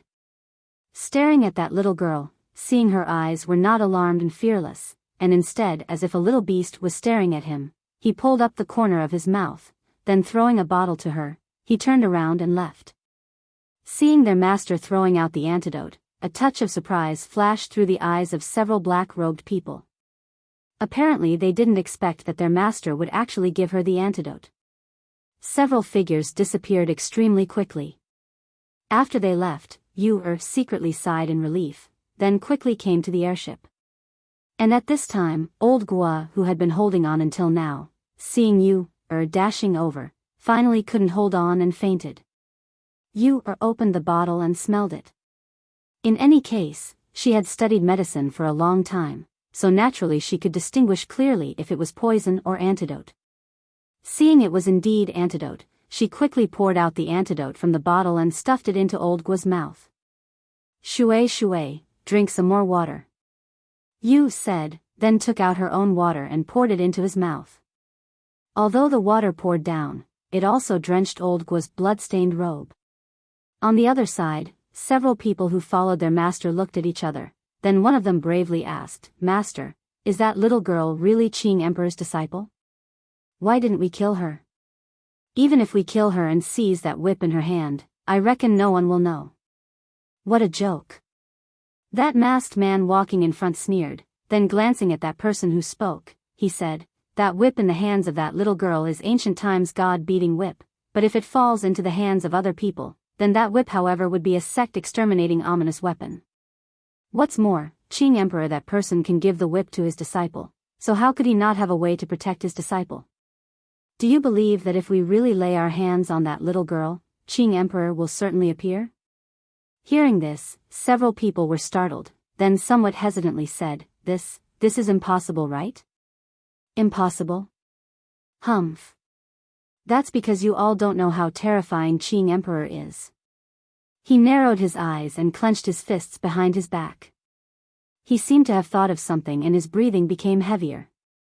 It was precisely because he knew how terrifying the great emperor's strength was that he guessed that she was the Qing Emperor's disciple after recognizing that the whip in the little girl's hand was the holy whip. If he hadn't recognized her at that time and killed her, the Qing Emperor would probably chase him to the ends of the earth to exterminate his entire family. Hearing their master's words, they looked at each other and felt a lingering fear in their hearts. Even their master was so afraid of her. Fortunately, they didn't kill that little girl earlier. In the woods, the complexion of old Gua who had taken the antidote gradually improved, merely he was still unconscious, and the airship was unable to take him away, so you, could only wait here for him to wake up. In the evening, old Gua regained consciousness. He slowly opened his eyes and saw the little girl staring at him with her hands supporting her chin. Her eyes widened in surprise. You're awake. Master Gua was a little confused and surprised. He had never thought that this little girl would actually be the disciple of Qing Emperor. He still remembered the scene of her looking for that person for the antidote before he lost consciousness. The feeling in his heart was somewhat indescribable. I didn't expect you to be the disciple of Qing Emperor. If not for you today, I'm afraid this old man would have died here. Chapter 49:32. Now you are injured, do you want to recuperate for 2 days? Yu tilted her head and asked. I can recuperate on the spaceship. He looked all around, and knowing that they were still in the forest, he immediately thought, and the spaceship started to fly. Although the sky was getting dark, but the light of night pearl on the spaceship was still very clear. Along with the spaceship flying, Yu also lied on the ground and looked at the dark sky outside. While thinking about those people, she again looked at old Gua and asked, Who are those people? Aren't you very powerful? How come you can't defeat them? Old Guo was half lying on the ground, and hearing her words, he said, "They are people of Kill Alliance. They are an assassin organization, and each of them is extremely powerful." Moreover, this old man also didn't expect that they were wearing soft armor with thorns on their body. After being poisoned by the soft armor, naturally I am not their opponent. Otherwise, even if I am not their opponent, I wouldn't have nearly lost my life in their hands. Finished speaking, he looked at her and said, "Fortunately you are the disciple of Emperor Qin, otherwise today we would have to hand over our lives here." Hearing this, Yu smiled and said, "Didn't expect my master's name is really useful." The two of them chatted until it was late into the night before they stopped to rest. The spaceship flew slowly towards their destination. Several days later, Old Guo and Yu came down from the spaceship. Putting away the small spaceship, Old Guo said, "Not far ahead is the town where my old friend's family is located. Follow me to rest first. If you want to leave, it won't be too late to leave after 1 or 2 days. After all, on the way here, the speed is faster than we expected." Yu thought for a bit, then nodded, "Okay." One big, one small, two people walked towards the town. After entering the town, Old Guo looked at the bustling place and sighed, "I haven't come here for too many years, didn't expect the change to be so big. Wait a moment, I will ask the way." Finished speaking, he stood beside Yu and waited, then he went to a small stall and asked. Yu stood on the street and looked all around. The city was unceasingly shouting, and on both sides of the street, there were 3 or 4-story small buildings and shops in great numbers. And on the street, there were all kinds of small stalls. She noticed that there was someone selling cotton candy, and her eyes couldn't help but shone. After that she quickly walked towards that small stall. "I want a cotton candy." Yu raised her head, and looking at that big cotton candy, her eyes shone. "Okay. I'll give you one now," the peddler said with a smile. He held a bamboo stick in his hand and began to roll another cotton candy. As he held the bamboo stick in his hand, it finally took shape. It turned out to be a big white cotton candy. "Here, take it." The peddler smiled and handed it to her. He saw the child hand over a silver coin. Just as he was about to give her the change, he heard her wave her hand and say that there was no need for change. Yu was somewhat reluctant to eat the cotton candy in her hand, but looking at that big flower, her eyes narrowed with a smile. While walking, she carefully stuck out her little tongue and lightly licked it. So delicious. The sweet taste spread on the tip of her tongue, and she happily smiled. However, just when she returned to Old Guo's place, she heard a burst of noise accompanied by a cry of alarm. "Beast startled, beast startled. Quickly get out of the way. Quickly get out of the way." Chapter 49-33. Quickly get out of the way. Quickly get out of the way. Yu was eating her cotton candy, and hearing the sound, she looked towards the direction of the sound, and saw a spirit beast carriage had lost control and was crazily running on the street. Yu calmly licked the cotton candy again, and seeing that spirit beast carriage was running over, under the exclamation and pity of those people in the surroundings, her little figure lightly moved towards the railing of the second floor of the restaurant and sat down. That little figure was sitting on the railing of the second floor, and her 2 legs were still dangling outside. One of her hands was holding a pillar to stabilize her body, and the other hand was holding a cotton candy to eat. At the same time, she was curiously looking at that spirit beast carriage that was crazily running and crashing into a stall, causing the things in that stall to scatter in all directions. The people in the surroundings were stunned looking at that little child who was dangling her pair of short legs on the railing of the second floor. Such a small child, they thought that she would be sent flying, but they didn't expect that this little girl's skill was so agile. At this moment, Old Guo was startled, then raising his head to look, he saw that little girl who was sitting on the railing was looking at him with a smile. "Can't we eat first? My stomach is hungry," Yu sweetly said, revealing a pure and lovely smile. While eating the cotton candy in her hand, she discovered that even if she was unwilling to eat, the cotton candy was gradually becoming smaller. Seeing this, old Guan nodded his head, and said with a smile, "Okay, you first find a place to sit upstairs, I will go up now." Finished speaking, he walked towards inside the restaurant. During this journey together, he also knew that this child didn't eat even a grain of seclusion pill, but, compared to ordinary children, she was indeed more sensible and hardworking. On the journey together, she only ate dry food, pastries and so on, and she didn't have any objection. Now that she had this condition to enter the restaurant, she should eat a good meal. The chaos on the street still hadn't dispersed, but the city guards quickly rushed over to deal with it. Many people saw that little girl's graceful and nimble movements, so from time to time, they would look towards the second floor of the restaurant. After finished eating the cotton candy, she sat at the table and waited for the dishes to be served. Long before old Gua came up, she had already let the waiter order the dishes. "You weren't startled just now, right?" Old Gua sat down and asked. "No, those two beasts were startled, but they didn't hit me." "You said," while playing with the teacup on the table, she asked, "Grandpa Gua, is your friend's house far from here?" "It's not that far away. There's no hurry.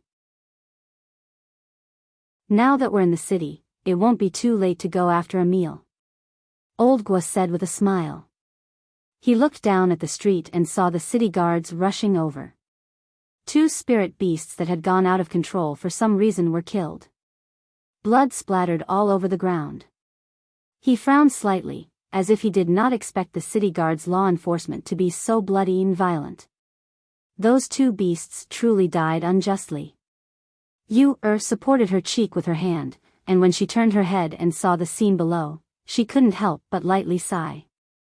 "Oh." Old Guo was surprised by her words. "Just a moment ago, I smelled the herbal smell on their body which can make beasts go crazy," said while playing with the teacup on the table. Old Guo didn't ask any more questions. There were some things in the city that they shouldn't meddle in. They should learn to ignore them. Otherwise, they would only bring trouble to themselves. Chapter 49-34. At the same time, the disguised Fengjiu led Mu Chen, Hao, and Song Mi, into the city. They looked very ordinary and didn't attract any attention as they strolled along the streets. After all, they were wearing the most ordinary clothes, concealing their strength, cultivation, and aura, and changing their appearances. They were so ordinary that they were like passers-by on the street, so no one would pay special attention to them. "Mother, let's rest here tonight. We'll leave tomorrow," Hao whispered as he looked around. When he saw the cotton candy, his eyes flashed. If my sister was here, she would definitely want to eat that cotton candy. At this moment, his sister, was immersed in the delicious food and simply didn't notice the scene on the street. Therefore, she didn't know that her mother, whom she missed so much, was on the street downstairs at this moment. "This pig trotter is delicious," said vaguely as she picked up a piece of meat and ate it hungrily. Old Gua smiled. "Eat slowly, no one will snatch it from you." He then scooped a bowl of soup for her. "Come, drink some soup, don't choke." You answered vaguely as she ate the stew on the table. Downstairs, Fengjiu and the others walked along the streets.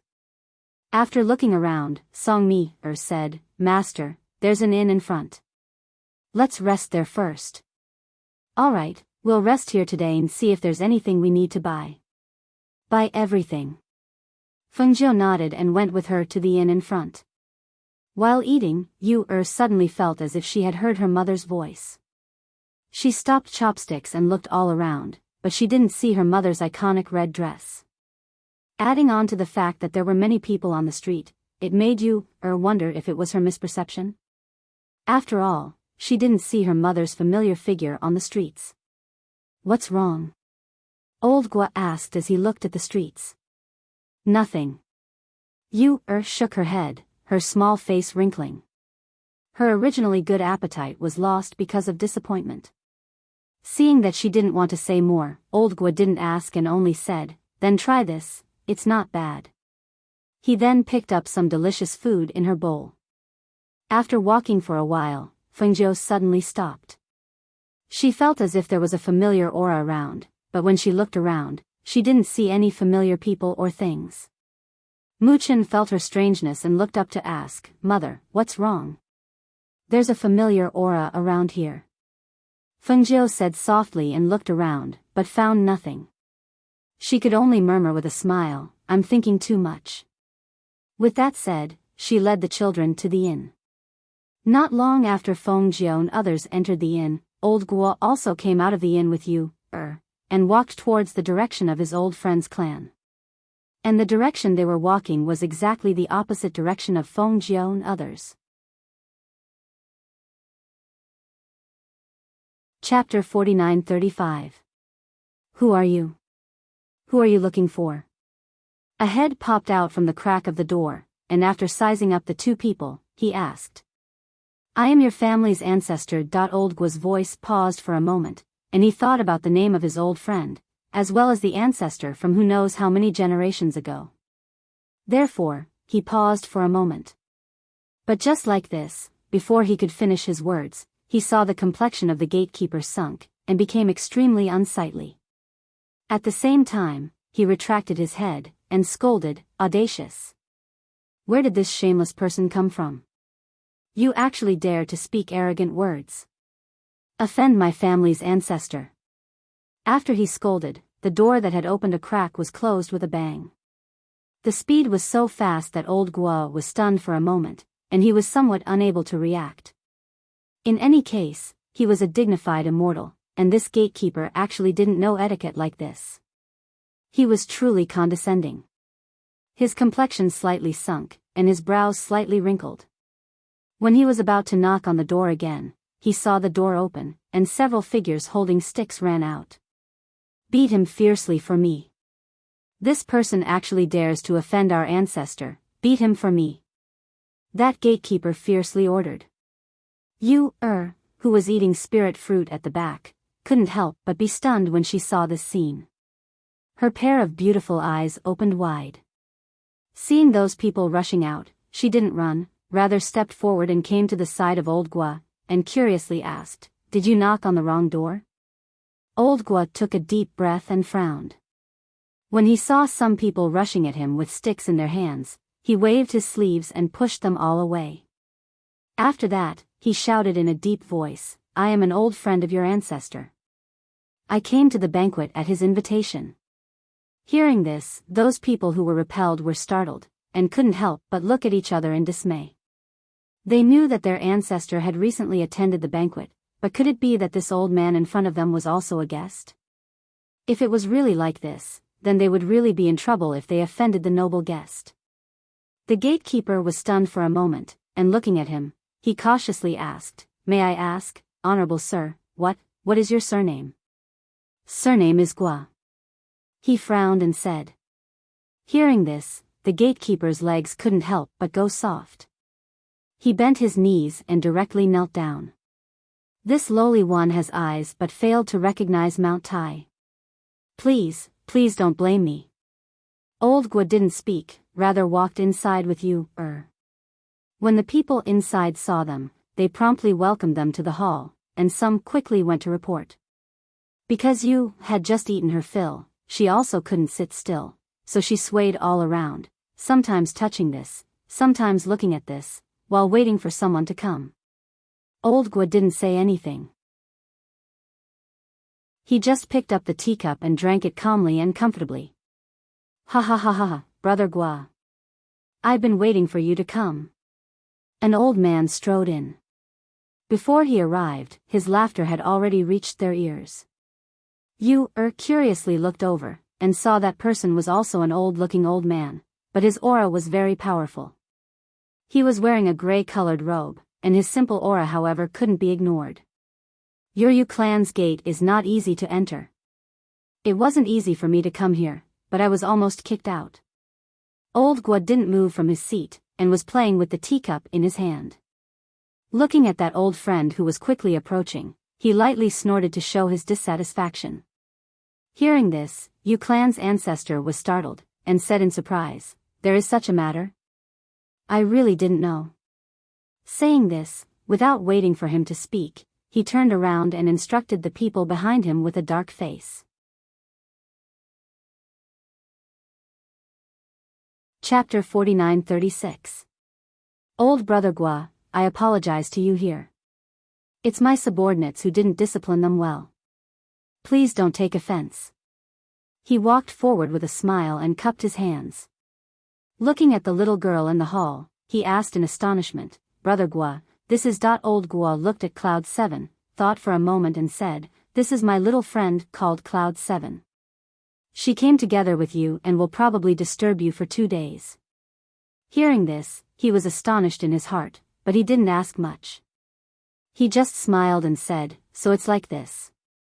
Since she is Brother Gua's little friend, then she is also my Yu residence's guest. Not to mention 1 or 2 days, even staying for 10 days to half a month is not a problem." Saying this, he smiled and said, "Brother Gua, my breakthrough this time is a joyous occasion. I should personally go and invite her, but I have been in seclusion for many years. Every time I go out, my old friends come to visit me, so no matter, the distance between the 2 places is not close. Going back and forth will take time. It's the same for me to come." Old Gua waved his hand and said, "Time flies in the blink of an eye. If it wasn't for Brother Gua, I wouldn't be here today." He sighed with emotion, looking at Old Gua with eyes full of gratitude. Yu looked at them from the side. Both of them were chatting. Listening to their conversation, it seemed that Old Gua had saved him many years ago. This time he was able to advance, so he specially invited him over to congratulate him. After chatting for a while, he said to Old Gua and Cloud 7, "You must be tired after a long journey. I will bring you to the courtyard to rest for a while." Thus, both of them followed him to the guest courtyard. On the way, Old Gua asked, "How many people did you invite to the banquet? Have the others arrived? I have been in seclusion for so many years, but I only have 1 or 2 old friends. Other than you, there is only Old Man Zheng. The others are people from some clans in the city." Old Yu said, "After I came out of seclusion, I heard that the current great emperor here is a female emperor, called Phoenix Master. Have you heard of this person's origin?" Hearing the matter of her mother being mentioned, the eyes of Yu, who was following beside her, flashed, and she raised her head to look at them. "This Empress Phoenix Master is an incredible figure," Elder Gua said. He looked at him and said, "Do you know what happened to the Northern Flame Emperor a while ago?" Hearing this, Elder Yu nodded his head, stroked his beard, and said, "Yes, I heard that his soul has been extinguished, and this matter is precisely the handiwork of this Empress Phoenix Master." "That's right. She's an incredible lord. This matter has shaken the entire upper immortal world. I reckon that the other great emperors have also heard about this matter. They also know about the means and strength of this Empress Phoenix Master. However, no one has made any moves during this period. It can be said that this Empress Phoenix Master's strength is universally acknowledged." Elder Gua praised, and then said with a little regret, "It's just that this Empress Phoenix Master is extremely mysterious. I only heard that this person likes to dress in red, and her red clothes flutters in the wind. Moreover, her appearance is extremely beautiful, and her peerless figure and bearing are unforgettable in one's lifetime." Yu smiled with curved eyes. She liked to hear people praise her mother the most. This made her happier than praising her. Chapter 49-37. "Okay." Yu answered with a beaming smile, then looking towards Old Gua, she said, "Then I'll go and sleep for a while." "Okay." Old Gua nodded his head, and after seeing her enter the courtyard, he followed Old Yu to another courtyard. Both of them entered the courtyard, but Old Yu didn't leave. Instead, he let people serve tea and snacks, then sat down at the table in the courtyard. At this time, there were no outsiders, so Old Yu asked, "Why are you calling this Yunchi little friend? What is her origin?" I see that you take care of her very much, why is that? Hee, her origin is indeed not simple. She was brought to the mansion by the descendants of my family. Hearing that she wanted to come here, and I just happened to want to attend the banquet, so I brought her along. Old Gua smiled and said, don't look at her young age, her mentality and calmness when encountering trouble is not comparable to an ordinary child. Hearing his high evaluation of a 5 or 6-year-old child, Old Yu was stunned for a moment, but didn't say anything. Instead, he inquired about his situation in recent years. After drinking tea and sitting for a while in the courtyard, he smiled and stood up. That's fine, you first rest for a while. So that if we continue to chat, you won't even have time to rest. This time, no matter what, you should stay for a few more days, so that we can properly gather. Okay, you first go and busy yourself. Old Guo also stood up, preparing to send him out of the hospital. At this time, both of them suddenly heard a loud bang sound coming from the front. Along with that loud sound, there was also a fluctuation of airflow. Hearing the sound, Old Yu looked towards the front, his brows slightly wrinkled, and said to Old Gua, you rest. I'll go and see what's going on. Finished speaking, he walked out. Old Gua originally wanted to follow him to take a look, but thinking that his strength after advancing was also not low, moreover Yu family also had many strong people, even if something really happened, they could also deal with it. Thus, after standing in the courtyard for a while, he turned around and walked towards a side room. At the entrance of Yu family, an old man was sent flying by a palm, and his whole body smashed towards the entrance of Yu family. That strength was so strong that even the entire entrance was smashed to the ground. PFFF. The old man spat out a mouthful of blood, and with a deathly pale complexion, he looked back and saw several people who had chased him all the way, then he struggled to stand up. Who dares to behave atrociously here? The people in the Yu clan quickly came out after hearing the commotion. When they saw an old man lying on the ground vomiting blood at the smashed door, they couldn't help but be startled. Who are you? A middle-aged man shouted. His brows were tightly knitted together as his sharp gaze fell on the few people. There were 4 people, 2 men who looked to be in their 40s or 50s, a woman in her 30s, and an old man in his 60s. The few of them released a strong killing intent. At this time, their eyes were not looking at the people around them, but at the old man who was struggling to stand up. Elder Zheng? The old ancestor of the Yu clan, who had heard the commotion, saw the old man struggling to stand up, and could not help but look at him in astonishment. Why is it you? What's wrong with you? As she spoke, she quickly stepped forward and came to his side to support him. Old Yu, I'm really sorry for the trouble I've caused you. Cough cough. He looked at him apologetically. As soon as he finished speaking, he started coughing, and blood flowed out of his mouth. Chapter 49-38. At this moment, even though he was not dead, he was severely injured and probably could not fight anymore. Even though he knew that he had lured people to the Yu family to put them in danger, but if he did not do so, he would not even have a chance of survival. Humans were selfish. At this moment, he did not even care about diverting the trouble, and only hoped for a chance of survival. When the Yu family patriarch and the Yu family managing elders who followed behind heard that this person was someone the elder ancestor knew, their expressions changed slightly. This person had lured the trouble to their Yu family, and this was putting them in danger. This kind of person only cared about his own life and death, and did not care about the safety of others. To put it bluntly, this kind of person was selfish. Elder ancestor. The middle-aged man stepped forward and called out in a low voice. Seeing that he was still supporting the old man, he said, Elder ancestor, shouldn't we not interfere in this matter? Elder Yu's face darkened slightly, as if he did not hear the words behind him.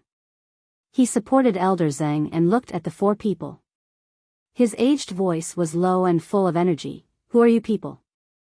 Why did you use such a fatal move? How did he offend you? Why did you have to kill him? I don't know them. I just bought a treasure at the auction when I came here. I wanted to congratulate you on your advancement, but I did not expect to be targeted by these 4 people and chased all the way here. Elder Zheng said weakly. Hearing this, Elder Yu's eyes flashed slightly. After glancing at him, he looked at the 4 people opposite him and said, "Gentlemen, how about giving me some face?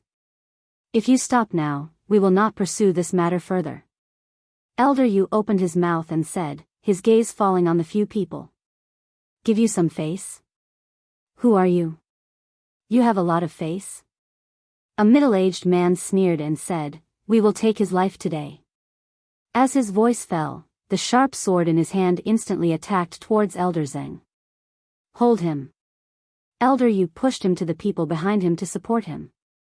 With a turn of his palm, a palm wind attacked towards the middle-aged man with a whoosh. Although the middle-aged man's aura was fierce, he was still pushed back by the opponent's palm. His figure retreated a few meters before he managed to stabilize himself. For a moment, the expression on his face changed slightly, and even his eyes darkened. Seeing this, the other 3 people's expressions changed slightly, and their gazes also darkened a little, and fell on Elder Yu in unison. Elder Yu cupped his hands towards them, and said, "Gentlemen, I don't know where you came from, but, today, he is a guest that I invited. There is no reason to let a guest die in front of my Yu family's door. Please leave." "You are Yu Qingji?" The old man stared at Elder Yu with narrowed eyes and asked. Elder Yu's expression, Qingji, Elder Yu's face, Qingji's Elder Yu, Elder Yu. Seeing this, he paused for a moment, then looked at him and said, "It's understandable that you're protecting him out of morality. Since this person was invited by you, then I'll give you face and not kill him in front of your Yu clan. However, if you dare to stop us outside your Yu clan's gate, then don't blame us for being impolite. Let's go." The old man shouted in a low voice and turned to leave. At the same time, the 3 people following him also quickly left, and a visible massacre came to an end. After sending the people in and settling them down, the Yu family elder walked out, looked at the figure waiting outside the courtyard, and walked up. Chapter 49-39. The old ancestor of Yu clan walked with his hands behind his back and came to a tree outside the courtyard. He lightly sighed, "Ai. How could I not know? But now that he is seriously injured and has come here by invitation, could it be that we can only watch him die?" He shook his head and said, "I have already sent a message to the people of Xing clan to let them send someone to pick him up and escort him back." Hearing this, the head of Yu clan loosened his brows and said, "Old ancestor, I feel that his way of doing things today is not too good. This kind of person is not worthy of our Yu clan to take such a big risk to protect. Okay, I know what I am doing." He waved his hand and left without saying anything else. In the evening, when the sky gradually darkened, a figure quietly sneaked into the Yu clan and came to the side of the well in the backyard of the Yu clan. Unscrewing the cap of the small bottle in his hand, he poured some medicine into the well water. That figure came quietly, and no matter if it was in the open or in the dark, the people of Yu clan did not see him. When Yu woke up, the sky had already darkened. She stretched her body and yawned as she walked out of the courtyard. After asking a servant, she went to the courtyard of Old Gua. "Grandpa Gua?" Yu called out but did not see anyone coming out. She then asked the servant girl outside the courtyard, "Is he also sleeping?" "Maybe, the door is always locked and I did not see him coming out." As the maidservant spoke, she looked inside and continued, "There's a welcoming banquet prepared in the front yard. The old ancestor has specially prepared this banquet for the 2 of you. Young miss, please go." "Welcome banquet?" Yu frowned and pouted her little mouth. "I dislike eating a welcome banquet the most. It is very boring." She felt very bored and rolled her eyes. She rolled her eyes and said with a sly smile, "How about this? Since he is still sleeping and has not woken up, you wait for him to wake up and tell him that I went out to stroll around the night market. Tell him not to look for me and I will be back later." Saying this, Yu did not wait for the servant girl's response. She immediately giggled and skipped towards the front courtyard's gate. Why is the gate broken? When Yu arrived at the entrance, she saw that the entrance was no longer there. At this moment, it was empty, but there were several guards guarding there. She couldn't help but feel surprised. Something happened today. The main door was smashed. It will take tomorrow to reinstall it. One of the guards recognized her as an important guest of the residence and said. So that's how it is. Yu nodded her head, but in her heart, she felt strange. Someone actually dared to smash the door of Yu clan? From what old man Yu had said, it seemed that after his advancement, the Yu clan's strength had increased a little. He didn't expect that there would still be someone who dared to smash his door. It seemed that either he wasn't strong enough, or the person who smashed his door was stronger. She shrugged her shoulders. Since it had nothing to do with her, she walked out of the door. When mother used to take us to the night market, the most we would find was delicious food. Yu said while walking. She was skipping and hopping on the street. Seeing something fun, she would go over to take a look. Seeing something delicious, she would go over to buy some. If only mother and big brother were also here. She blinked her eyes, and a longing expression appeared on her little face. But at this time, she didn't know that Fengjiu was taking the two children and Songmi out of the inn. They were also preparing to stroll around the night market.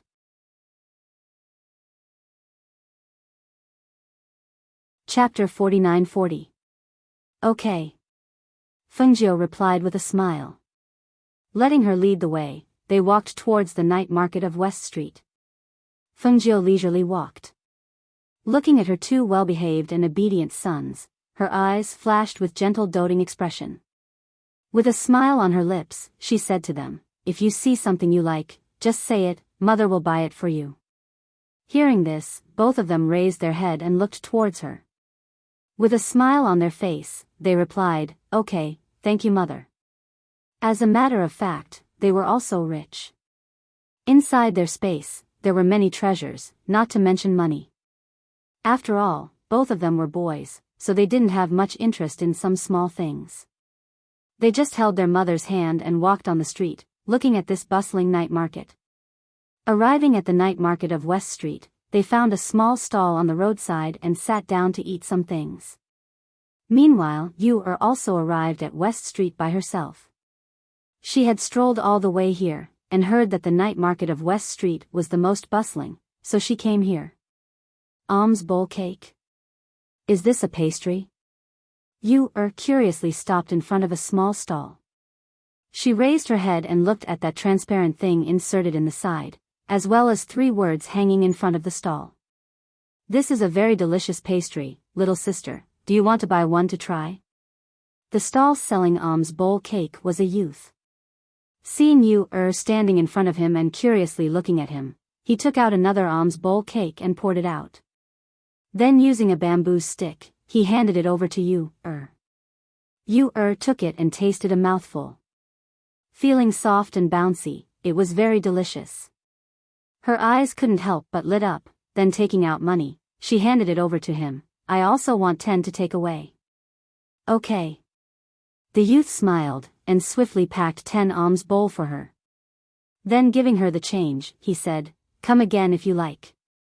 Yu answered with a smile. After taking the alms bowl cake, she stored it inside her space. Shortly afterwards, she walked towards the next stall. While eating alms bowl cake, she looked at the things in another stall. Is this candy? Give me half a gene. While speaking, she again took out money and handed it over. After walking to several stalls, she ate until her stomach was full. She walked to one side and stopped. Then touching her stomach, she burped. I'm so full. I can't eat anymore. But what if I still want to eat? She muttered to herself and looked around. Then, she walked towards the main street. When she saw a place with candy figurines, her eyes lit up. She ran over and shouted, I want a candy figurine. Make one just like me. Mu Chen, who was eating at the stall, suddenly stopped and looked around as if he was looking for something. What's wrong? Fengjiu asked as he looked around. The street was bustling with people coming and going. The shouts and the chatter of the people on the street overlapped. It could be said that it was very chaotic. I think I heard my sister's voice, Mu Chen said. He didn't know if it was the telepathy of the twins, but he kept feeling that his sister was around. Hearing this, Fengjiu raised his eyebrows and did not say anything. Instead, he released his divine sense and scanned the surroundings. The search of the divine sense was naturally not something that the naked eye could compare to. The divine sense swept past one person after another. Even if there were so many people on the street, it would not miss anyone.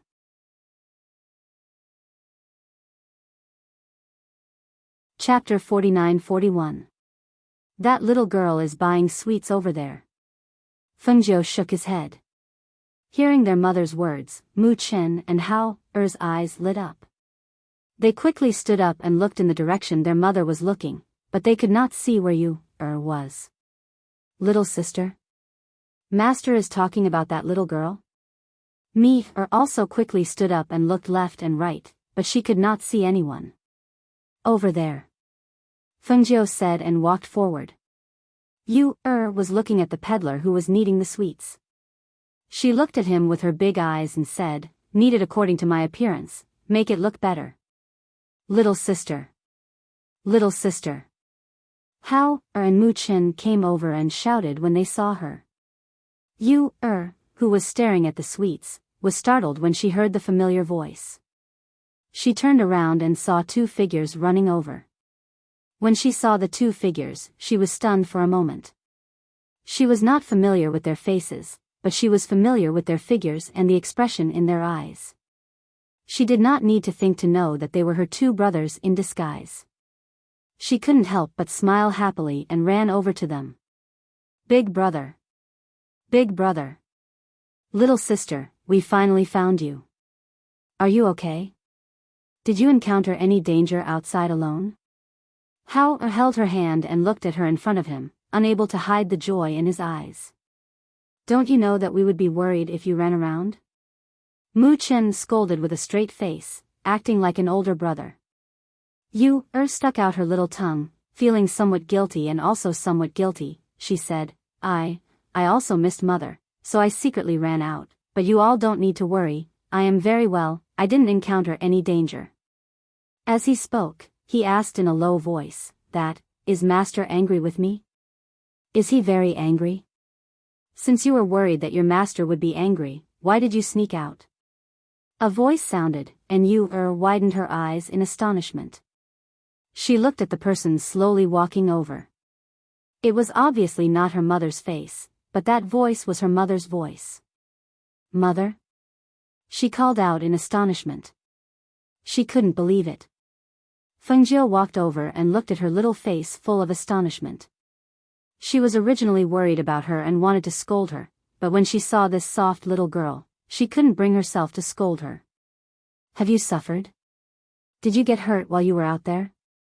Did you not eat well? Why did you lose weight? Fengjiu caressed her daughter's head and pinched her arm. Although she was pinching her soft flesh, she still felt that she had lost weight. Woo, mother, I miss mother so much, I miss mother so much. Yu slowly came back to her senses, then threw herself into her mother's bosom and cried. Hearing his youngest daughter's words, Fengjiu's heart ached and he felt guilty. All right, don't cry. Be good. She wiped away the tears on her face and said, Do you know that mother will be worried if you run out alone? If something happened to you, what do you want mother to do? Mother, I'm sorry. Yu didn't listen to mother and master. She whispered and hung her head because of guilt.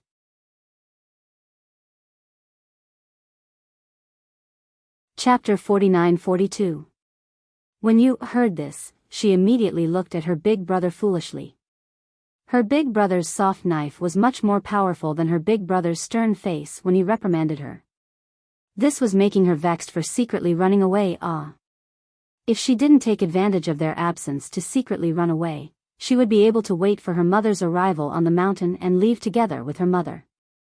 Thinking of this, she lowered her head sadly and said, I know my mistake, I really know my mistake. In the future, I won't be disobedient anymore. Seeing this, Hao didn't say anything else.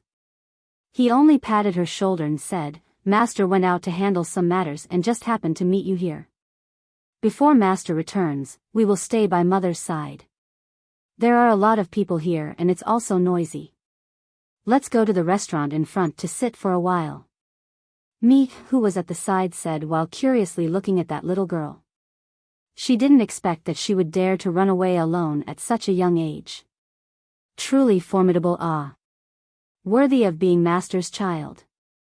All right. Fengjiu agreed and brought the children to the restaurant in front.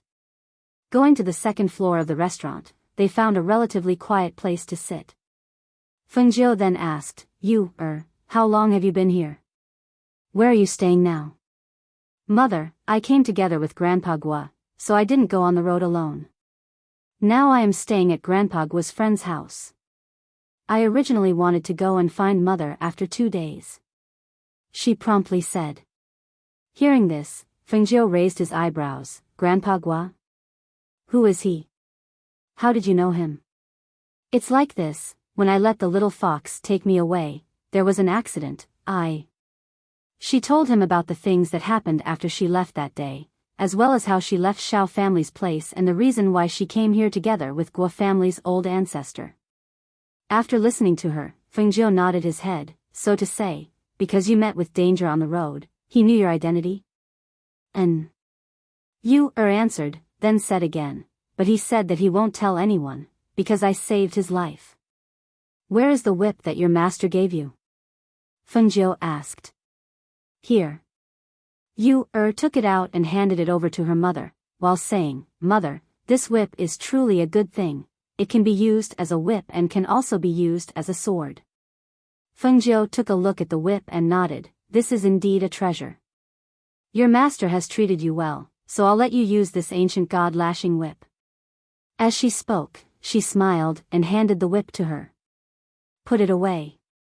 Now, this whip almost represents your identity.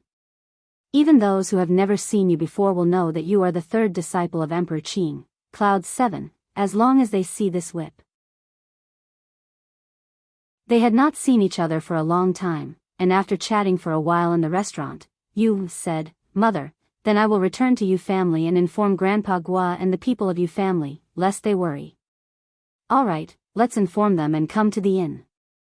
We're preparing to leave the city tomorrow. Since we've met you, why don't you come with us? We'll bring you back to the island to take a look, Fengjiu said with a smile. Master, let me accompany you, In a while, I'll bring her back to the inn to find you, Mi said. Chapter 49-43.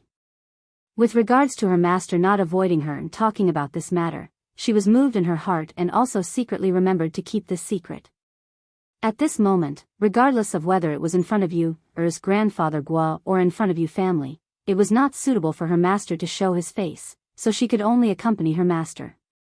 After all, it was the middle of the night, and only she, this adult, could accompany her master. Only the people of Yu family and that old man Guo would let her leave this place in the middle of the night. Hearing her words, Fengjiu also didn't refuse, rather nodded his head, and, you accompany her. After bidding farewell to them, return to the inn, we will wait for you to come back. Okay. You and me answered, then both of them left and went downstairs. After they left, Fengjiu also took the two children and went towards the direction of the inn, preparing to go back and wait for them to come back. At this moment, although Yu family was brightly lit, but it was in a kind of strange silence.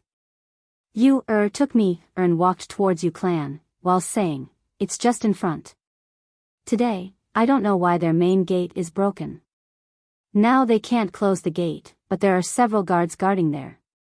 While speaking, they arrived at the main gate, and just when Yu was preparing to enter, Songmi suddenly vigilantly pulled her, protecting her behind her back. What's wrong? Yu was startled, then raised her head and looked at her. Something's wrong, there is a smell of blood. Song-mi said, then frowning, she said, there is a problem here. Because of her obstruction, and also because of her reminder, Yu, who was standing at the main gate, also smelled the smell of blood in the air, and her complexion couldn't help but slightly changed. Just at this moment, a voice came from behind them.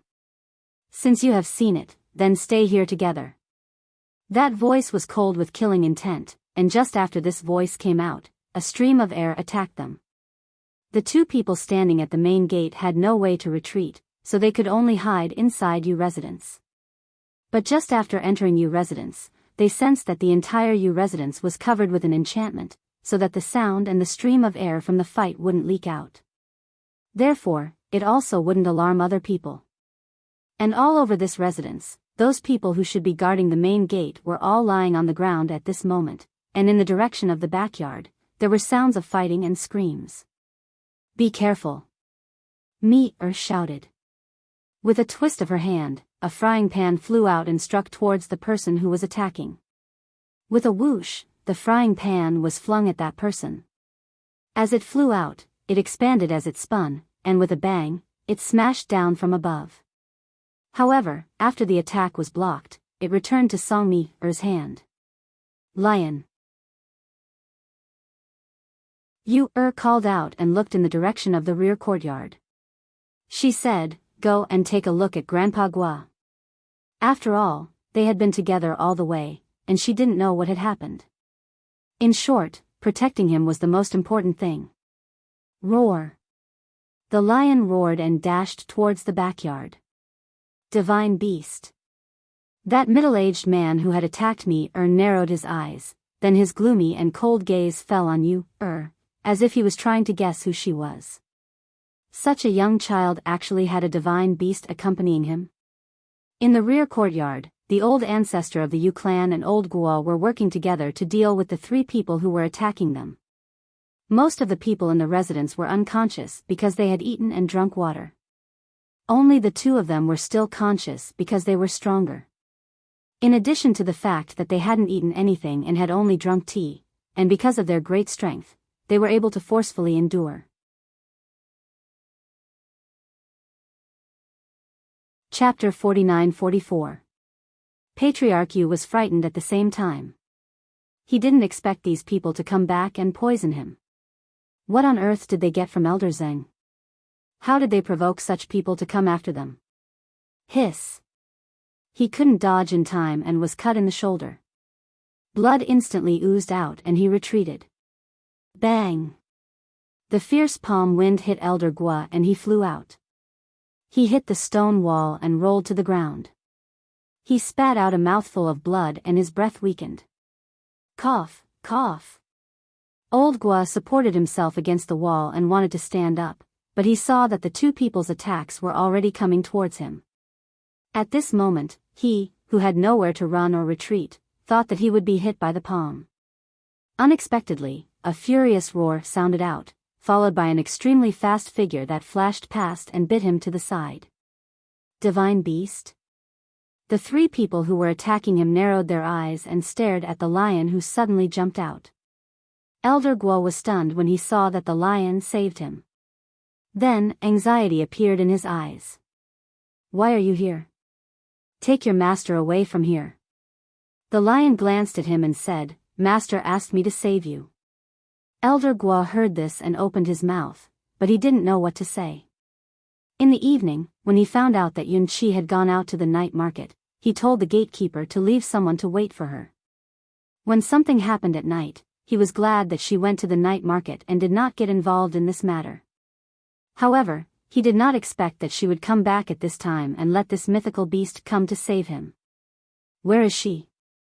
Has she entered the mansion? Elder Guo asked quickly. In the front yard, the lion said. Elder Guo's face changed and he said, I don't need you to protect me. Go and protect her. She's not a match for these people. Take her away quickly. Even though she was Emperor Qing's disciple, these people had obviously set up the bounded domain and array to kill everyone here. How could they let a child leave alive? Immediately, Old Guo yelled at those people, We have no enmity with each other. Isn't it too cruel for you to annihilate our family like this? Ha! You're protecting someone you shouldn't protect and taking something you shouldn't take. So what if we kill you? The old man among the three snorted coldly. Obviously, he didn't care about the divine beast and the two people in front of him. I'll go get Eldritching to hand over the item to you. Can you stop now? The injured Yu clan elder asked with an ashen face, panting heavily. He knew that if they continued to fight, the two people would be no match for them. If they were willing to give the thing to them, they would at least be able to survive the night.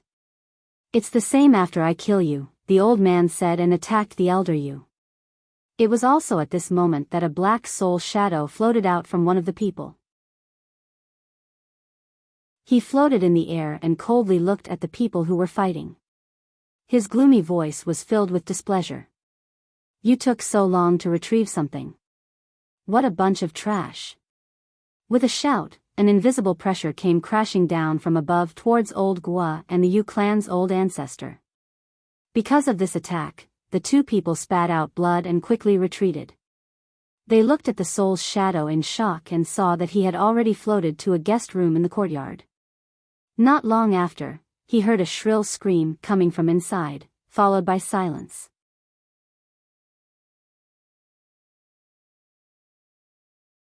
Chapter 49-45. Not long after, a soul shadow floated out from inside. Merely at this moment, that soul shadow was holding something that was suffused with a dim light in his hand. That thing was the size of a bracelet, and at the side, there were two small bells. At this moment, this thing was floating above the palm of that soul shadow, as if he was unable to hold this thing. He came to the side of one of them and said, "Keep it." "Yes, my lord." The middle-aged man responded respectfully and quickly took the item and put it away. That soul shadow swept a glance at those two old men, and was too lazy to make a move. Just when he was about to enter the body of that middle-aged man to rest, he felt an extremely pure aura. Innate spiritual body? His eyes narrowed, and light flashed in his eyes, and he flew towards the place where he felt the aura. At this moment, in the inn, Fengjiu was waiting for Songmi, and Yu, to return. Merely, the more she waited, the more she felt that something was wrong. From Yu's mouth, she knew that the location of the Yu family was not far from the West Street and this inn. It was reasonable to say that they were only going to say goodbye, and would not stay for long, so why hadn't they returned yet? Although was following them, her heart was still not at ease. Thinking for a bit, she turned around to look at her two sons and said, "You two wait for me here, I will go and see why they haven't returned yet." "Okay, we will wait for mother here." Both of them replied. Fengjiu revealed a smile, and rubbed their heads, saying, "The night is getting late, you two don't run around. Obediently wait here, mother will return in a while." After saying this, she directly rushed out of the window, and with a flash, she rushed into the night. At this moment, at the entrance of the Yu residence, that middle-aged man's head was bleeding, and blood flowed down his cheeks, adding a bit of bloodthirsty aura to his originally ferocious face.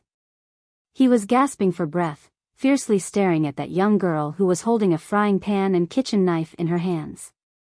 That frying pan was bigger than ordinary, and at this moment, it was suffused with a strong airflow. With one look, he knew that it was a treasure. Merely, he never knew that there was someone whose treasure was a frying pan. Only the heavens knew that when the bottom of the wok smashed into his head, even with his cultivation protecting his body, his head actually bled from the impact. There was also that kitchen knife. Although it was called a kitchen knife, it was more like a bone knife that was used to chop large bones. The edge of the knife was cold and extremely sharp. With these two things in hand, he had been fighting with her for so long, but he was still unable to kill her. One had to know that this woman looked no more than 15 or 16 years old, especially when she was protecting the little girl behind her. These two people were so weak that they couldn't even be seen. Normally, one move would be enough to deal with them. But right now, even though the young girl's body was heavily injured, she still stubbornly protected the little girl and did not retreat in the slightest. If this continued, it would not do. Roar. Just as he was about to attack again, he suddenly heard a lion's roar. A lion suddenly pounced at him from the side. He was shocked and quickly counterattacked. Big sister me, how are you? Are you alright? You, worriedly looked at her. Yu's body was full of big and small injuries, but all of them were because of her protection, so she wasn't injured by that person. You have to quickly leave and go to the inn to find master. This place is too dangerous, go. Taking advantage of the lion entangling that middle-aged man, Songmi protected her and went towards the entrance, wanting to send her away from this dangerous place as soon as possible. Chapter 49-46. Suddenly hearing that voice, Songmi's heart sunk, and instinctively protecting Yu behind her, then vigilantly looking towards the direction of the voice, she saw that it was not a person, but a soul body. Quickly go. Songmi pushed her to leave towards that door. You think you can leave? That soul body sneered, and with a wave of his hand, Yu, who was running towards the door, as if she had touched some kind of barrier, bounced back and fell on the ground. Seeing this, the uneasiness and worry in Songmi's heart became more and more deep. They were trapped. They couldn't escape. Who are you? What do you want to do? Songmi shouted loudly, then raising the kitchen knife in her hand, she pointed it towards that soul body. That soul body shot a glance at the frying pan in her hand, and a trace of dark light flashed through his eyes. Cooking God Song Clan's person? Yes. If you are sensible, it's best not to touch us, otherwise, our Song Clan will not let you off. Clearly feeling the terrifying and powerful soul body before her eyes, Songmi could only attempt to use Song Clan to scare him off, but she also knew that the aura of this soul body, who was unknown whether it was a human or a ghost, was so terrifying. Moreover, recognizing that she was a person of Song Clan, she feared that he would not be easily scared off.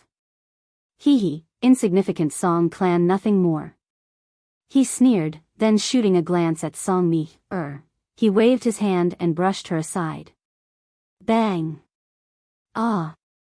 Almost without any power to resist, she was brushed aside and knocked against the stone wall.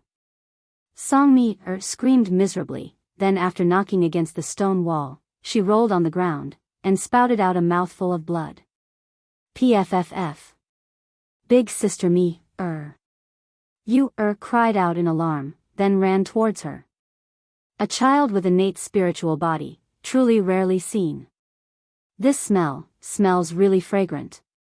That soul body blocked in front of you, and with an intoxicated expression, he smelled that pure and rich spiritual chi from her body. Get lost. Yu angrily took out her whip and lashed towards him. Shio. The red whip, as if a flame, suddenly attacked, and lashed towards that soul body in front of her. That soul body had an intoxicated expression, squinted his eyes. Perhaps he felt that this child's attack also couldn't injure him, so he didn't care about it. However, when he felt an intimidating, fierce aura with a terrifying power attacking him, he was shocked. He opened his eyes and saw a red light flashing in front of him. The speed was too fast for him to see clearly, but he instinctively felt danger and dodged. He had no choice but to dodge the whip that was aimed at him from the front, but he couldn't avoid the whip that landed on half of his body with a whoosh. Hiss. A searing pain shot straight to his soul like a burning flame. It was so painful that he couldn't help but suck in a breath of cold air. His soul quickly retreated, and only then did he look at the whip in the child's hand. God-striking whip. His brows furrowed tightly, and his face, which was not very conspicuous in the night, darkened. A dark and cold aura also spread from his soul. You are the disciple of the Azure God Emperor. There was no doubt in Zhang Xian's mind. Apart from Emperor Qing's disciple, who else would dare to hold the holy whip? Thinking about the words of Emperor Qing, and thinking that this child with innate spiritual body before his eyes was unexpectedly the disciple of Emperor Qing, his brows twitched, and a trace of unwillingness flashed through his eyes. Innate's spiritual body child was so nourishing. If he refined her into a pill, then his divine soul would become even more powerful, and perhaps he might ascend to become great emperor in the near future. You're tuning in to the Dreamy Chapters YouTube channel. We're so grateful for your support, and don't forget to subscribe to join us on this incredible journey through captivating stories. Your generosity through donations truly makes a world of difference, as it's the primary source of revenue that allows me to expand and enhance this channel for you. Thank you from the bottom of my heart for being a part of this adventure.